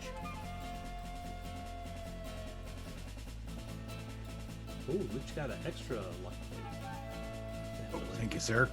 Like, take that. Which one is yours? This one. Got a 47. You see somebody standing right inside, like they just leaned out of that stable that's right next to you. Okay, so I'm gonna shoot him.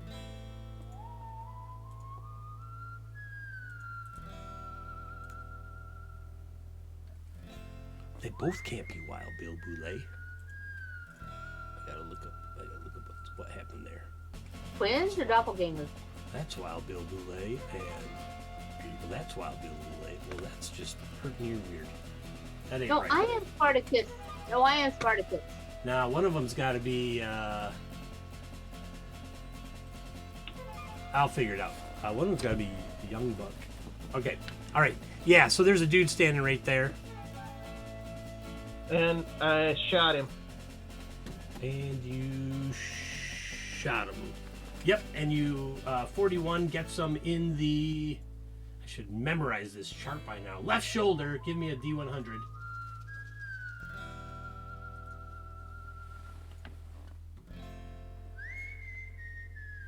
$43.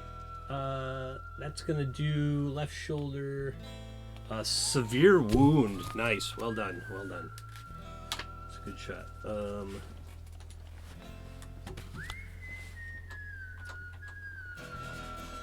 me guess that's this guy here. 7. All right.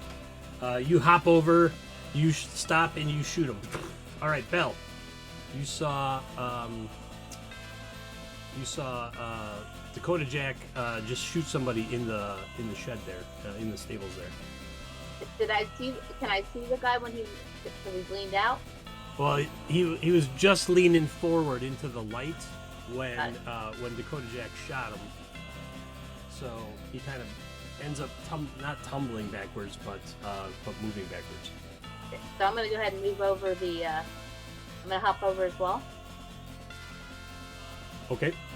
To here. Mm-hmm. Okay, and I'm gonna fire my my revolver. All right, yeah, you jump over. I will. Let me uncover that area so you can see what's going on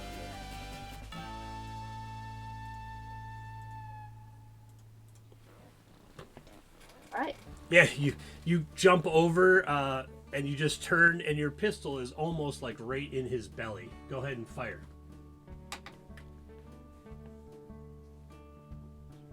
Let's see. Oh, Oh, that's a hit. 42. That's going to be. Somehow you hit him in the left shoulder, even like you reared back. You didn't expect him to be right there. You reared back and the gunshot hit him in the left shoulder. Give me a D100. okay. Oh, Boom. shit, That's a 83. fatal wound, isn't it? It would be. Oh wait, it is mortal wound. Young Buck Irons died young, and a buck. But he didn't die in irons. Right. You shot him in the shoulder and caught the artery, and there's just blood squirting out as he goes down.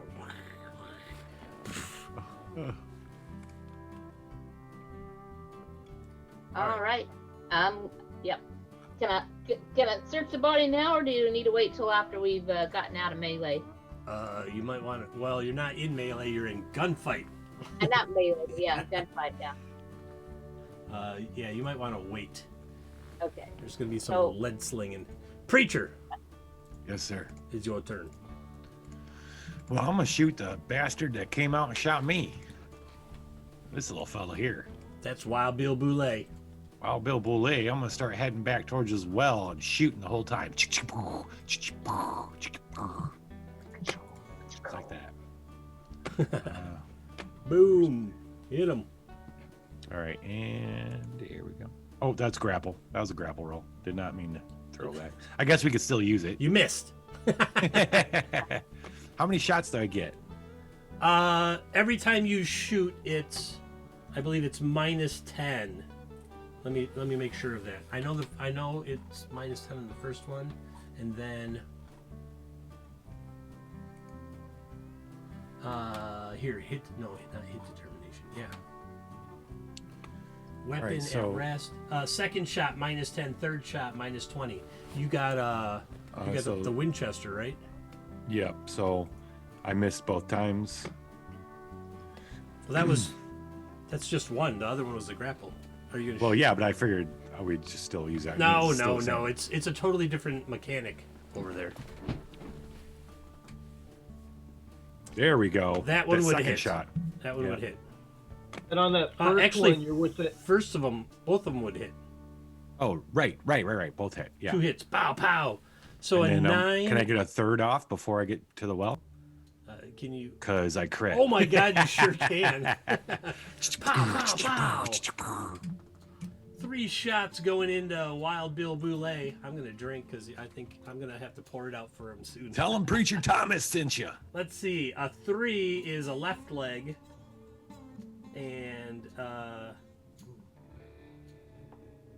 9 is a left leg, and a 31 is a right shoulder, and that last one is in the chest. You just missed his head, so it's like right here. All right, roll me a D100 for the first one. Ready? 4, grazing, light wound, 3 points. Okay, next one. 68. 68, better. 31, 68, another light Oh, wound. dead. That's 6. Dead heart Yeah. shot. Oh yes, Right in the heart. mortal wound. Where I thought it was here, it was actually down here. God damn it. Wild Bill Boulay, thank you for the whiskey. Bourbon, technically, but whatever. Now I am over here near the well. And that's the brutal nature of Boot Hill, right there. Shot you once, and then you put 3 in them, and the last one was in the heart. Bang, bang, bang. All right, well, Wild Bill Boulay is dead, and Young Buck Irons is dead, but some others in. And so, seeing everyone get shot, Horatio Calvin, if that's not a cowboy name, I don't know what it is. He comes out of the bunkhouse, let's see. I can close down some character sheets because they're dead. Dead. And, oh, Young Buck is dead. All right, cool. Where is Horatio? That's Cassidy. There it is. Oh, sorry, I got a lot of windows open right now because I had so many for them.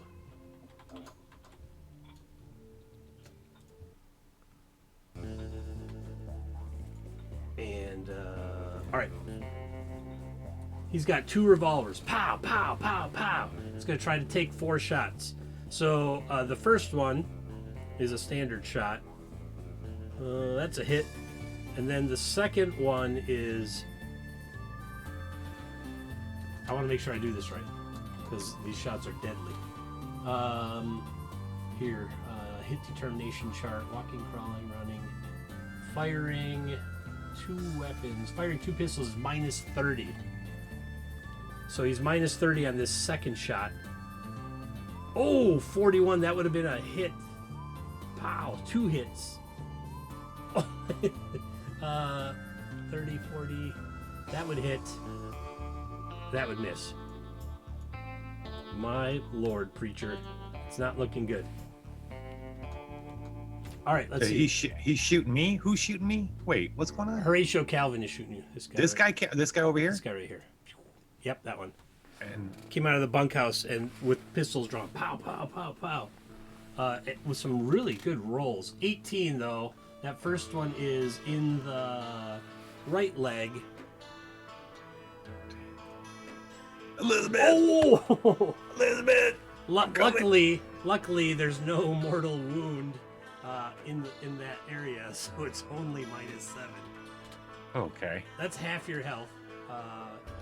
The next one was a hit, and that's 50 in the left shoulder.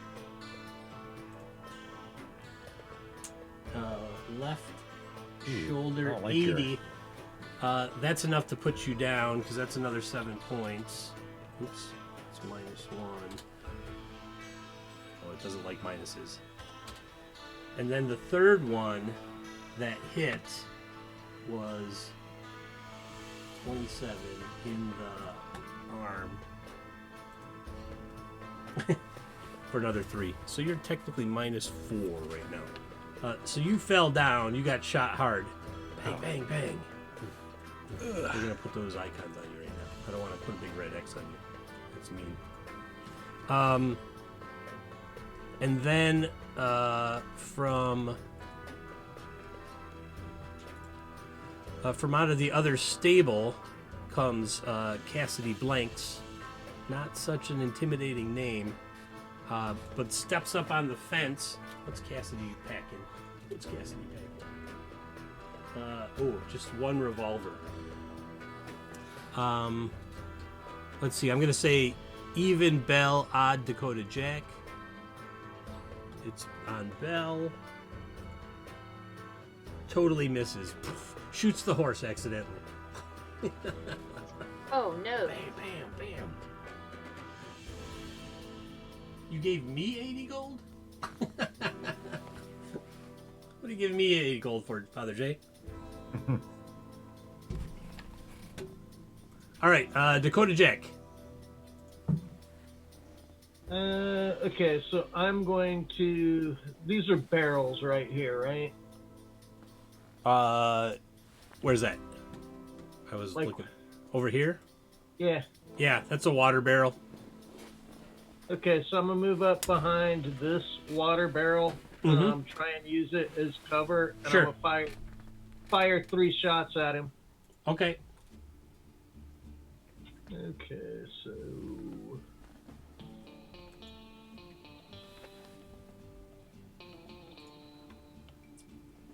It's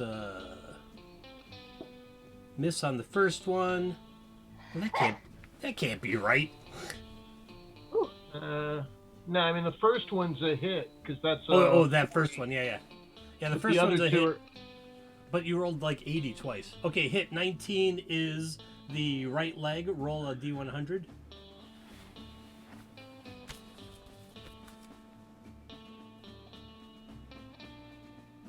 $15. It's going to be a light wound, minus 3. All right. Okay, and I'm gonna. Yep. I'm gonna use a reroll on that second shot. All right. All right. Oh yeah, we have some rerolls left. Yeah, 4. This, That makes yeah. 3. Now we're at 3. Go ahead. Go ahead and re-roll that second one.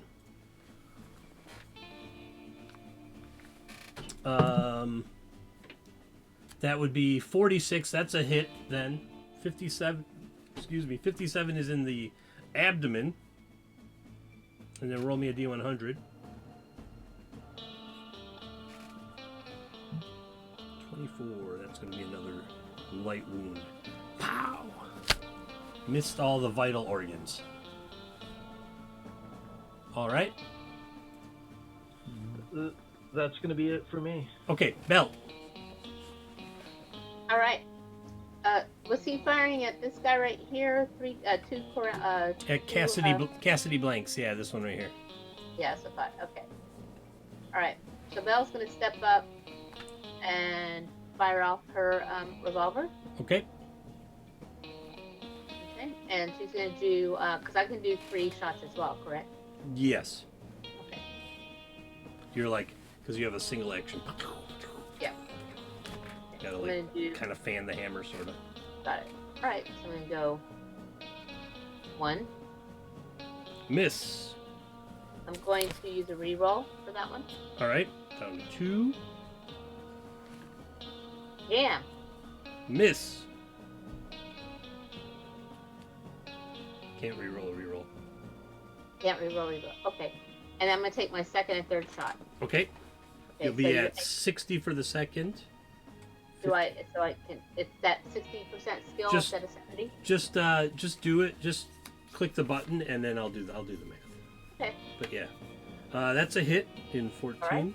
and then you want to fire the third one right away.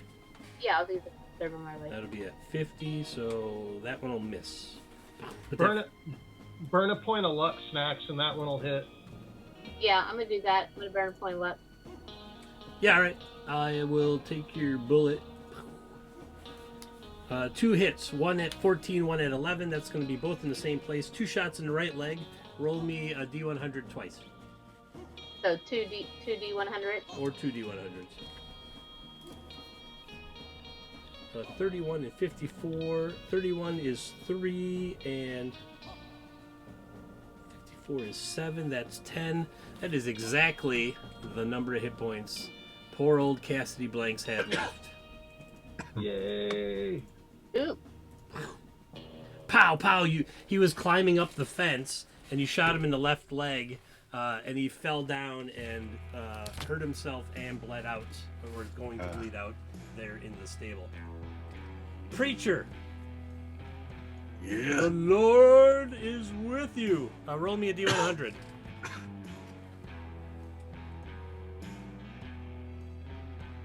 You see the light. Preacher, you should use that reroll. Okay. 1 reroll left. Got it. Don't be the same thing. 46. Hallelujah! Still alive? You're still alive. You're like All right. pat, pat, pat, and you kind of fell behind the well. So, to him, he thinks he got you. Okay. To God thinks he got you. God's like, ooh. but You're you're both hanging wrong. in there by a thread. Well, I got a 15 shooter, so I'm popping back up and or looking Well, around. you might just roll over because you're Sure. You're seeing Sure. you're seeing bright lights that aren't there. I won't make it affect the shot. So go ahead. It's okay. Pop We'll him see up. while I roll. Oh, that's gonna hit regardless. That's some Oh. young gun stuff right there. Yeah, right it in the is. forehead.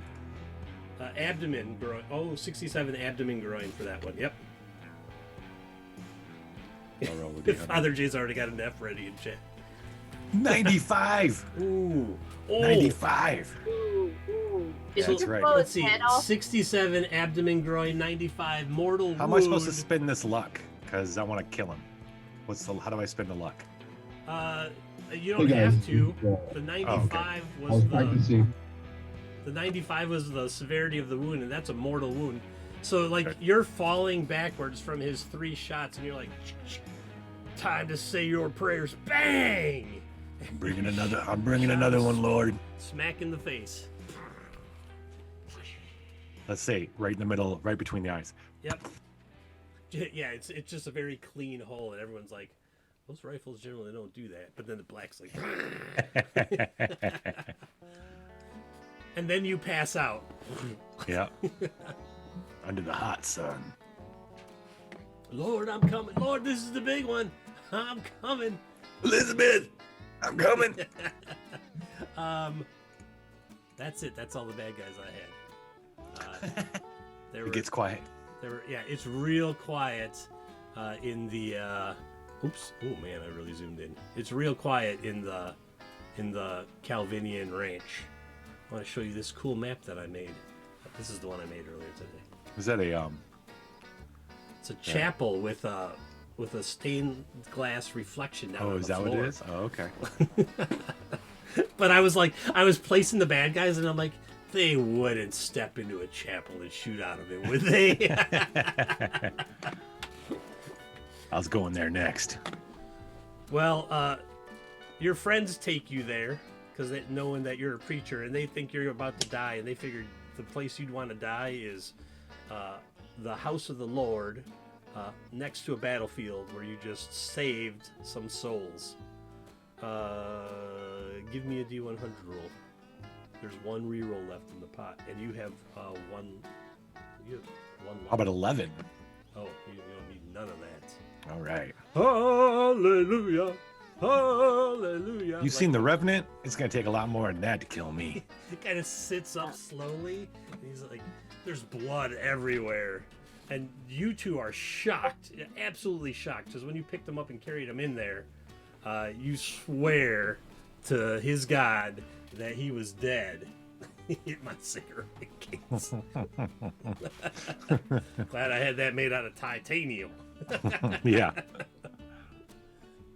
I'm starting to believe what you're selling, preacher.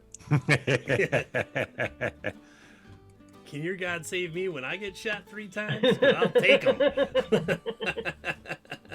I don't mean to hurry us, but think we can make it back to Paradise City. Promise City. Take me back to Back to Paradise City, We probably don't. where the drinks are cheap and the girls aren't. Okay. They'll do in a pinch on the western frontier. I think in the shape you're in, we definitely want to take our time getting back to town. Yeah, I don't even know if there's a doctor in town. I'm assuming there is. Yeah, all 3 of them hit the cigarette case. Pap, pap, pap. And the blood is from it pushing into his chest. Yeah, all 3 of them. Yeah. So we pretty much eliminated everybody at this point. Yep, you done killed all the rest of Ike Clanton's. If I stay gang. alive, we're gonna be rich.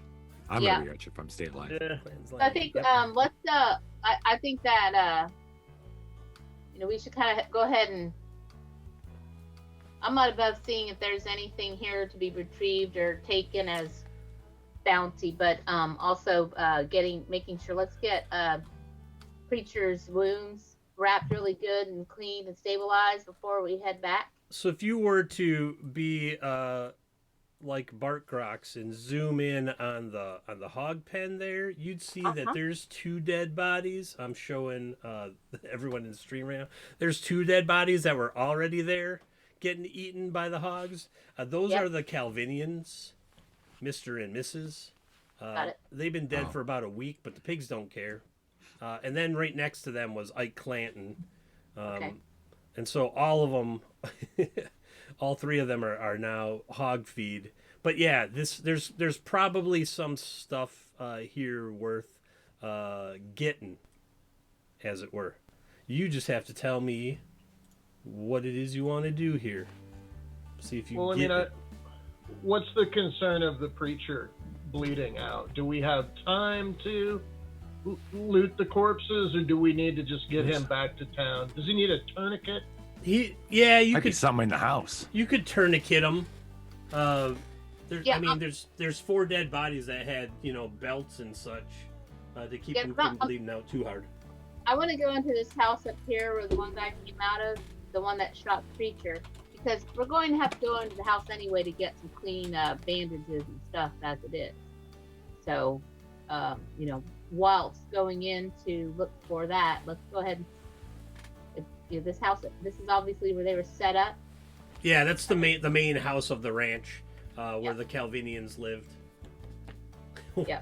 Father G says I think one tourniquet around the neck because it's a 2-shot. Yeah. Yeah. So we'll say, Belle's like, okay, I'm not, I'll go in and see what we can find for some weapons and stuff.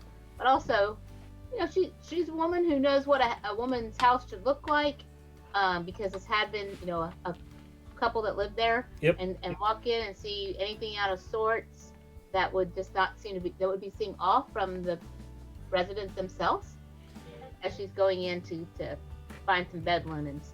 Because the thing is, she's going to have reason to look into the chest to see if, pull some sheets out. Sure. Right. You go into the bedroom, you walk in and there's a mud room with a trapdoor.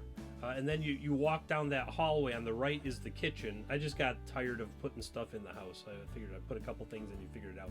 Left is the bedroom. And as you turn left into the bedroom, you look and you see what's pretty well-appointed parlor for a frontier ranch with a piano and a big, soft, cushy couch. Like a whole. I'm going to open up and look inside that piano. You open up and you look inside the piano and there's strings. Piano strings and hammers.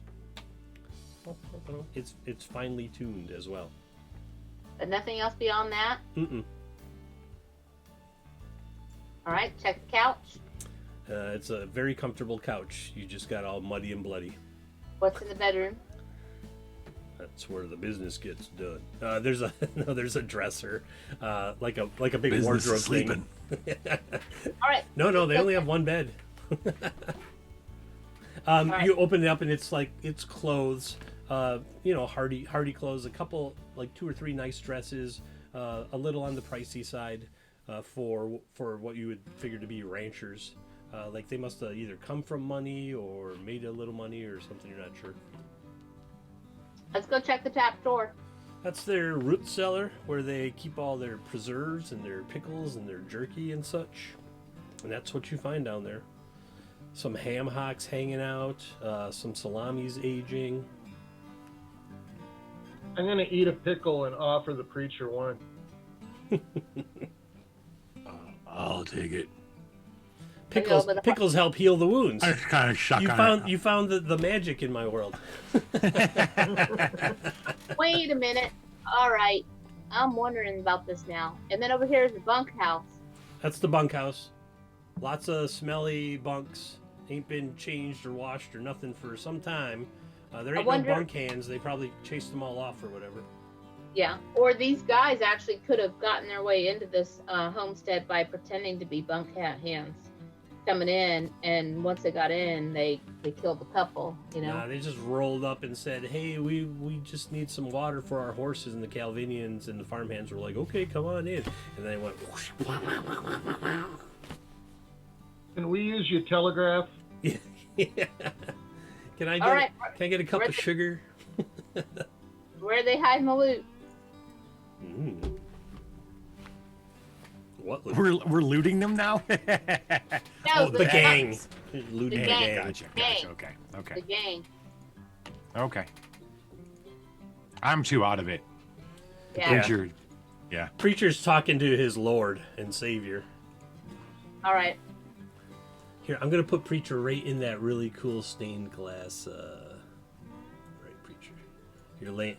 You think you're seeing colored lights, and you are, but it's actually the stained glass.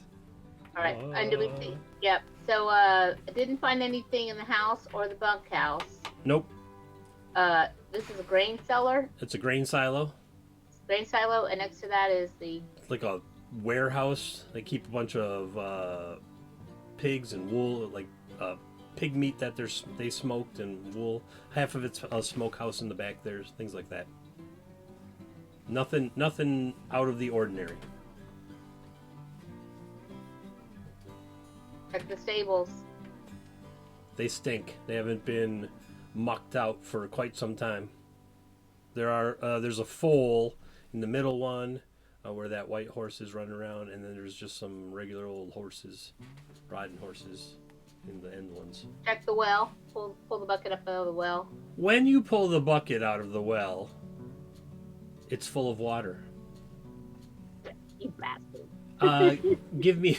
And by water, I mean whiskey. Yeah. Yes. It's a whiskey well. It's a whiskey well. Wild Bill the magic Boulay. whiskey well. Wild Bill Boulay. Whiskey's for making his drinking, bourbon. water's for fighting. What? Roll me a percentage die. Okay, D100. 74. I have a reroll. Well, technically, you have a reroll. Yep, I will use the reroll. Ah, man, 69. You already burned your point. Lich is sitting on some points. I will just do this. Bloop, bloop, and bloop. You're almost certain that there's nothing out of the ordinary about this, and then you get mad, Belle, and you grab the bucket and you throw it. And when you throw it, you see like a thin string trailing behind it and going down into the well. Oh, got it. So I start pulling up on that string. Yep, it's real hard at first, and you think if you pull too hard real fast, it might snap. But you manage to figure it out and not snap it. And there's a waterlogged canvas bag at the end of this very strong string. It didn't make sense when I got to the end of it.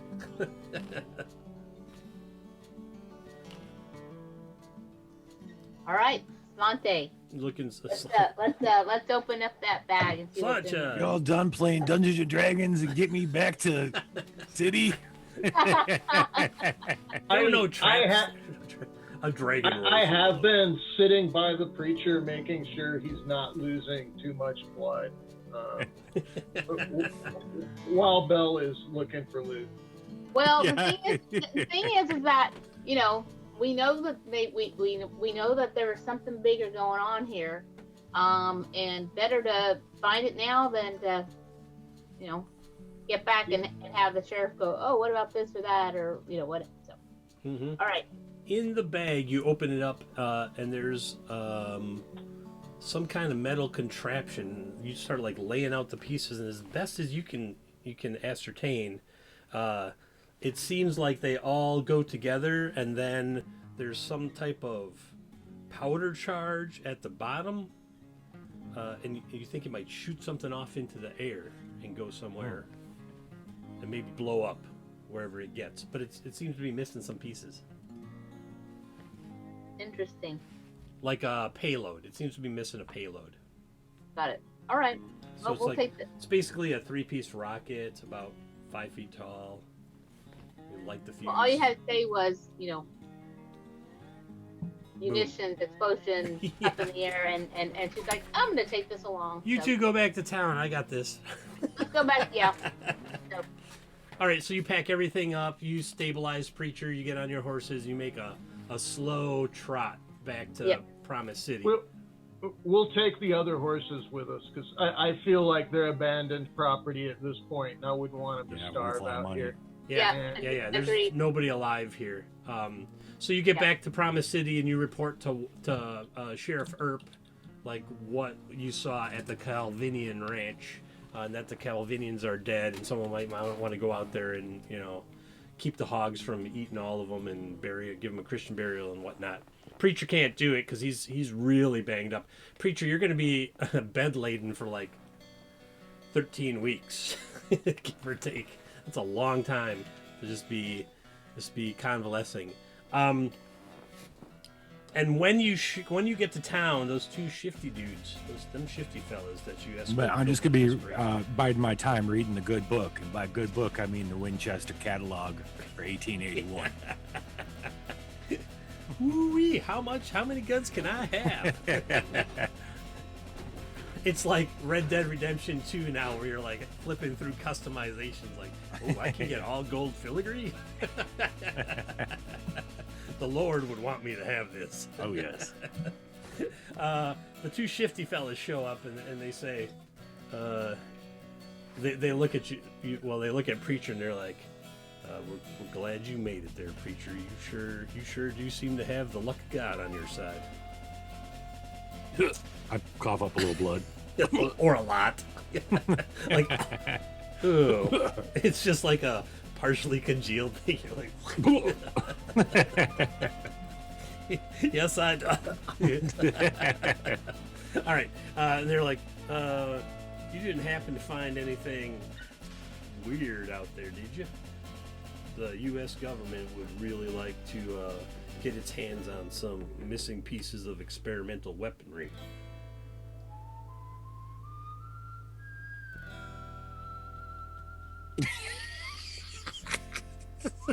All right, we were pretty sure Ike Clanton had it. That's what our intelligence said.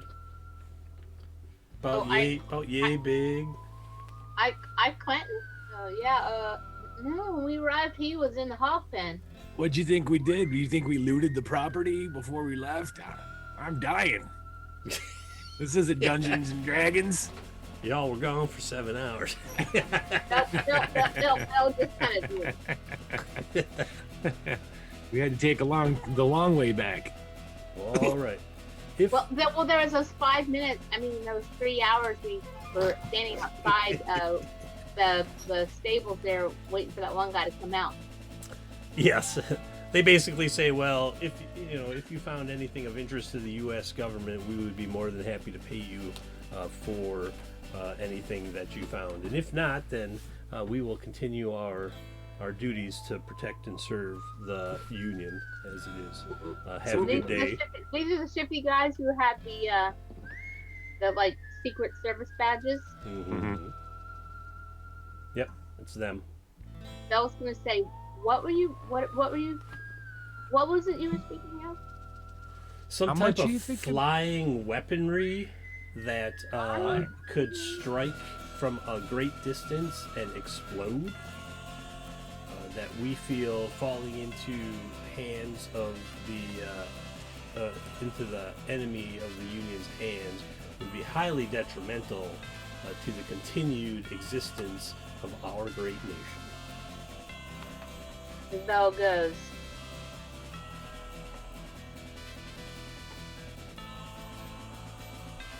Well, you guys lost this once before. So if I'm going to hand it over to you, you better not let it fall in the wrong hands again. And she takes the canvas bag and hands it to them. They kind of look at each other, and they look at it. They just hand you a bag. And then they take that bag, and they say, the United States government thanks you, ma'am, gentlemen, preacher. Well, they call you by your rank, Dakota. What was your rank? Let's say private first class. Sure, like they know, they're like, private, ma'am, preacher. And they just walk off with this huge bag, this like massive canvas duffel bag kind of thing that takes both of them to kind of carry it. And they just walk off. Into the sunset. That's what I was gonna do.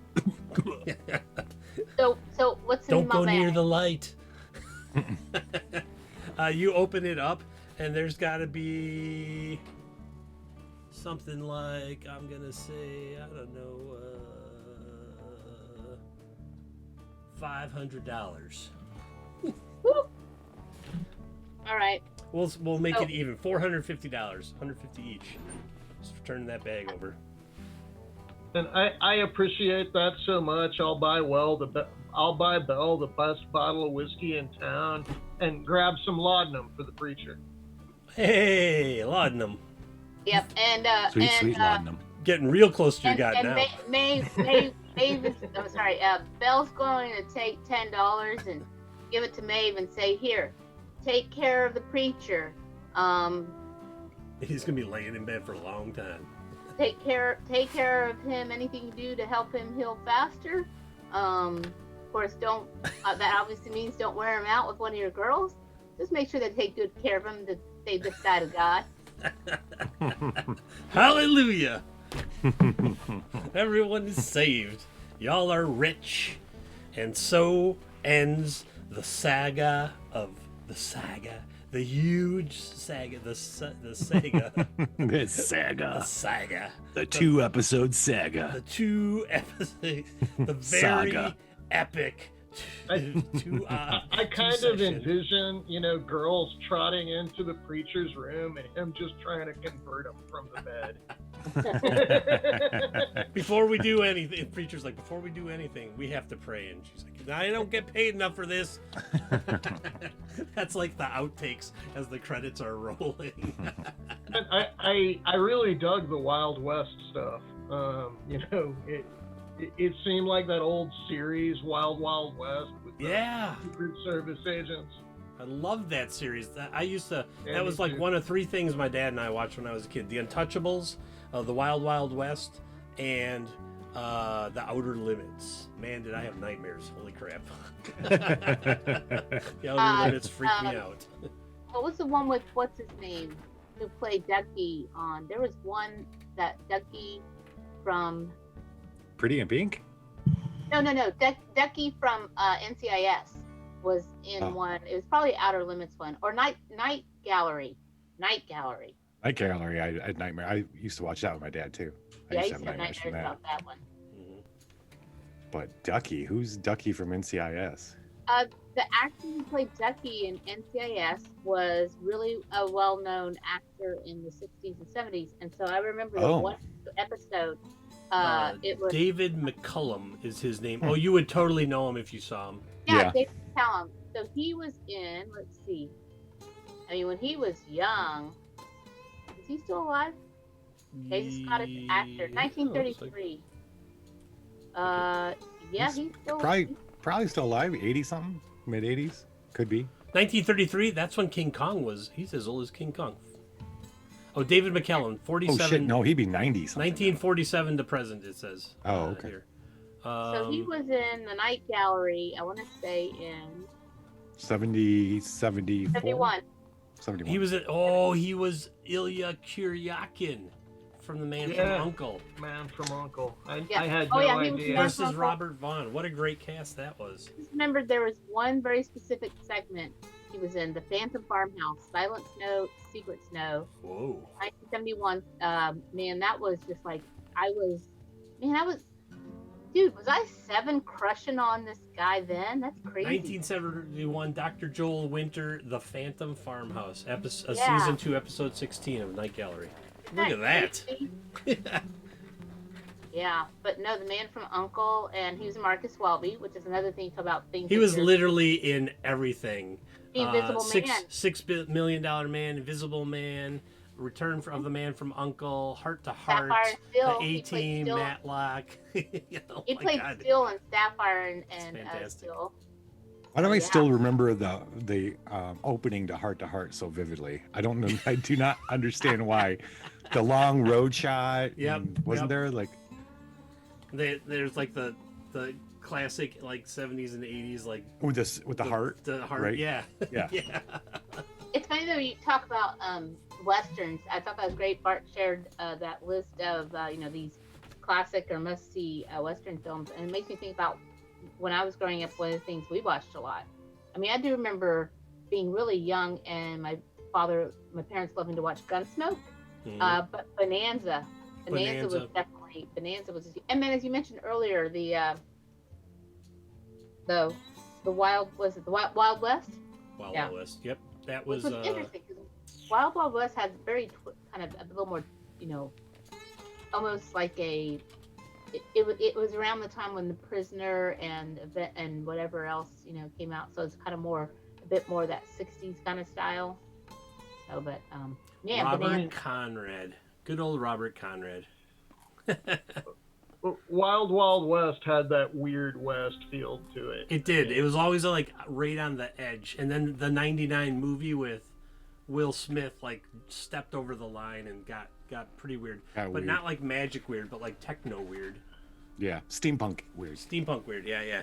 But the best thing about the show, the original show, is like the pool table in their train car that flipped over, and then it had like a big map of the U.S. and stuff at the time. It was great. Well, they have like all those. That's where I'd keep my map. Hell yeah. Crazy, like Their pool table in their train car HQ. But when you look at the description of it, they even talk about Wild West being a combination of sci-fi and Wild West. Yeah. There was some supernatural elements to it. And I say supernatural in the aspect of being the the Wild West. I mean, not the Wild West. They say half science fiction, half Western. Artemis designs a series of interesting gadgets for James that would make Inspector Gadget proud. That's a good write-up. I like it. I approve. Artemis was Q. He was like the Western Q, right? Robert exactly. Conrad. Oh yeah. He was. Yeah. Those was good stuff.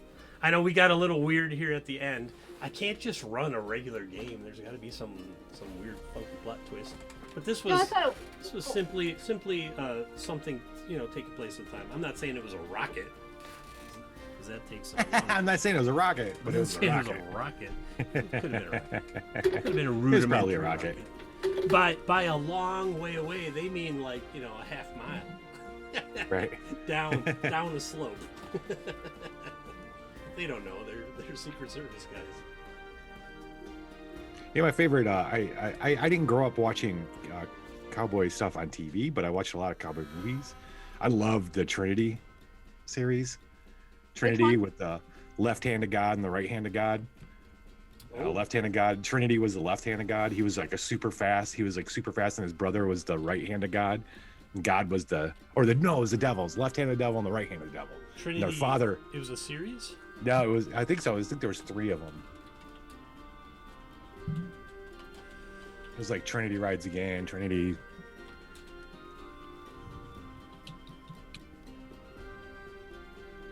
I don't remember. I don't know that I ever watched that one. I think I've seen that one either. They Call Me Trinity. Yes. It was a spaghetti western from Italy. Yeah, it's Lo Chiamavano Trinità in Italian. That's awesome. They Call Me Trinity, Two Sons of Trinity. The lead character was he was great. He was really great. He had that great Han Solo, more impish Clint Eastwood vibe. The poster is him, like with his hat over his face, having a horse like drag him behind on what do you call it? You carry like bodies on. It opens with him in the beginning of the movie, him getting dragged. The horse dragging him. It says the plot: Trinity, a lazy ne'er-do-well gunfighter, Han Solo, with unnaturally fast drawing ability and marksmanship. Han Solo is dragged on a travois by his horse. That is to a way station and restaurant. Yeah, okay. I'll have to look into this. Yeah, they're pretty good. I remember them being pretty. I think I saw them a few years back, and they hold up for being what they are. First one is 1970, and then Two Sons of Trinity, and the Carambola series, which features some people that look like the original guys. Really? Interesting. All right. Oh. Well, Good game, I think that wraps up our time travel trip to the Wild West of the 1880s? The 1980s? Yeah. Shoulder pads and 6-shooters. Oh man, that would be a great game. Shoulder pads and 6-shooters. What a great game title. Dibs. Hey, Leggio. Thanks for hanging out or showing up again or whatever. Go around and talk about anything you want to talk about. We'll start with the Lich, because he put his glass down. Tomorrow, the season or chapter premiere of Apocalypse Roadshow. We're really excited. Got some new tricks up our sleeves. Something's gone wrong with Pineapple. If anybody knew what happened in the last episode, they know that it kind of messed people up. Oh yes. And we're looking forward to getting back into the new chapter, starting tomorrow, 10 o'clock Eastern. Come I drop have some a- drama or dungeon or drama or battle bombs. Hmm. Oh, speaking Thought of I which, made a command for you. where is Chill Out Corner still around? I suspect he fell asleep because it's Yeah, like, he said he'd be up till 3 a.m. So, but yeah, but it's almost midnight here, so it's almost 6 a.m. there. He's long asleep. So All right, so Apocalypse is over on the Liching Hour, and snacks. So every other Saturday, I'm doing Roll of Karen with the Homebrew RPG team. Not tomorrow, but a week from Saturday. Lots of fun. It's a Homebrew D&D campaign, so I'm really enjoying it. We actually just added another member of the party. It's pretty massive. And then every other Sunday, I'm doing Zweihander Grim Perilous RPG over on TT2KB. Mm-hmm. And this is going to be a long Sunday because at 5 p.m. Central Time, we'll be wrapping up something about Marie. And immediately after that, we'll be doing character creation for Vigilantes of Elandria. So maybe 8 p.m. could be later. And then I'll have something else going on Sundays. That'll probably be next month. Wednesdays, we have stuff going on, which I'll leave for Christopher to talk about. All right. I'm here on all the RPGs every Wednesday. And my own content, I hope to be able to announce within the next week, kind of finalizing some details, setting the schedule on that.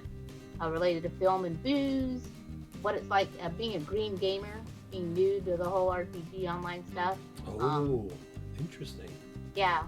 And then We were just saying yesterday when Ansel was like TTRPG 7, and I was like, holy crap, 7 already?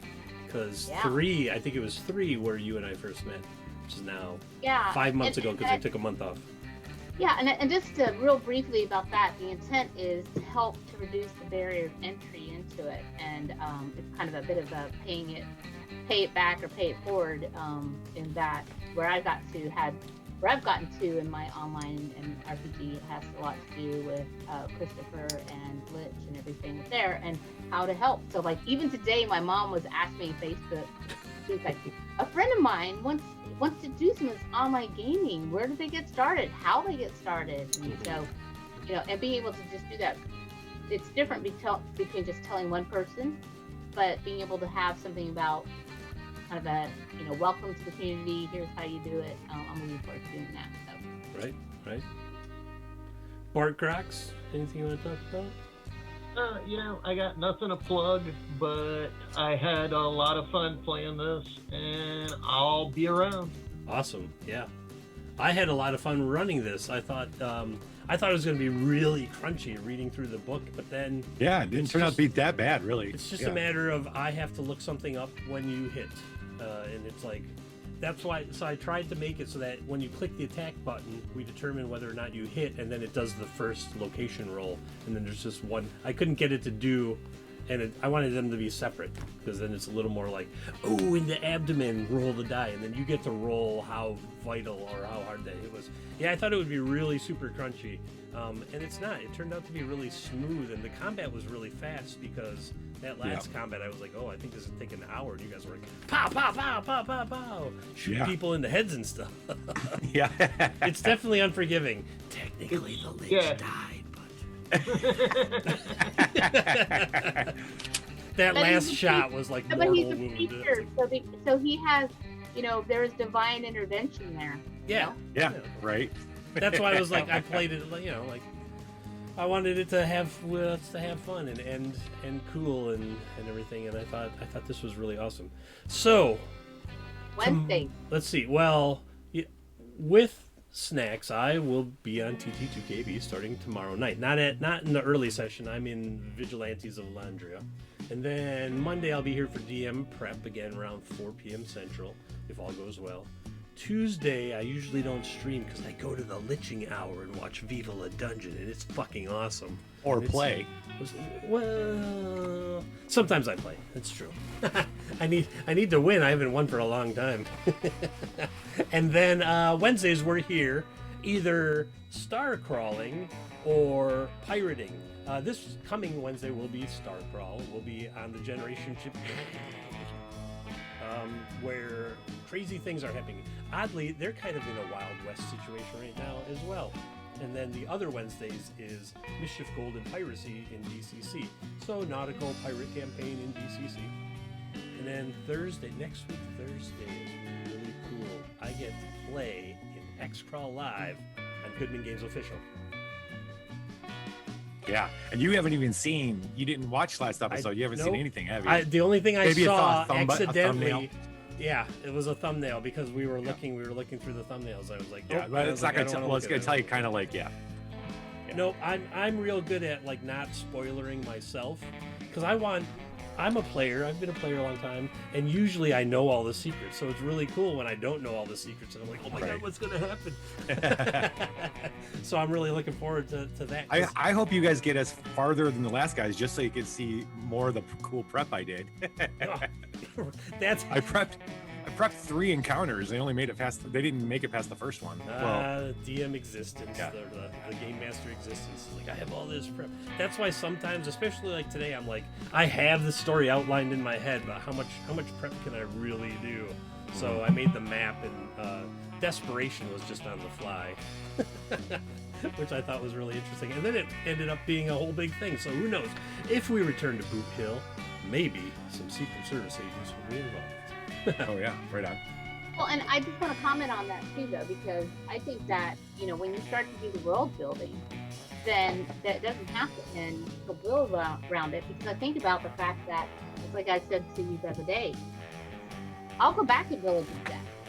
I'll go back to Village of Death because it's someplace that you kind of created this environment, and you could actually make it so there's a visit that predates, you know, the sure. Right? And even in the adventure itself, the published adventure, it says like put these creatures where they'll have most effect on your on your PC party. So there's always a little bit of replayability because you show up and you kind of know where the buildings are, but you don't necessarily know how it's gonna play out or things like that. So, but this game, as we talked about in the first session, it has like 0 role-playing built into it. It's basically all just rules for gunfighting. But I thought it would be really cool to flesh out the characters and have some role-playing and stuff. And I think that turned out really well. That sounds cool. So do you have anything coming up that you're going to be judging at any conventions? Any things? I did just put an application in. I'm gonna run an extra deadly edition of Ziggurat of the Mega Maiden, which is our most popular adventure on Drive-Thru RPG. It's basically 2 minutes to midnight, and you have to fight your way up this ziggurat and save the world. Heavy metal fueled combat. I called it they were like, "What are you gonna run?" And I'm like, "Heavy metal fueled combat fest speed run." That's basically what Ziggurat is now. So that'll be if it goes off, that'll be GaryCon in March. I did not submit anything to Spawn from Goodman Games because I'm busy and I'm tired. And I got a lot of other D&D games going on right now. So thank you for reminding me. All right. Well, I had fun. I thought that was great. I hope you all had fun. I hope the audience had fun. Thank you for the bits and your attention and your time. It's always appreciated. And we'll see you somewhere on one of these channels where we all appear now and again. So yeah, fun to hang out on a not school night on a Friday night. Yeah, thanks everybody. Have a good night. We are. Oh wait, can we raid? Who's live? Who's live? Anyone? Defenders of Cabal. Yeah, Defenders.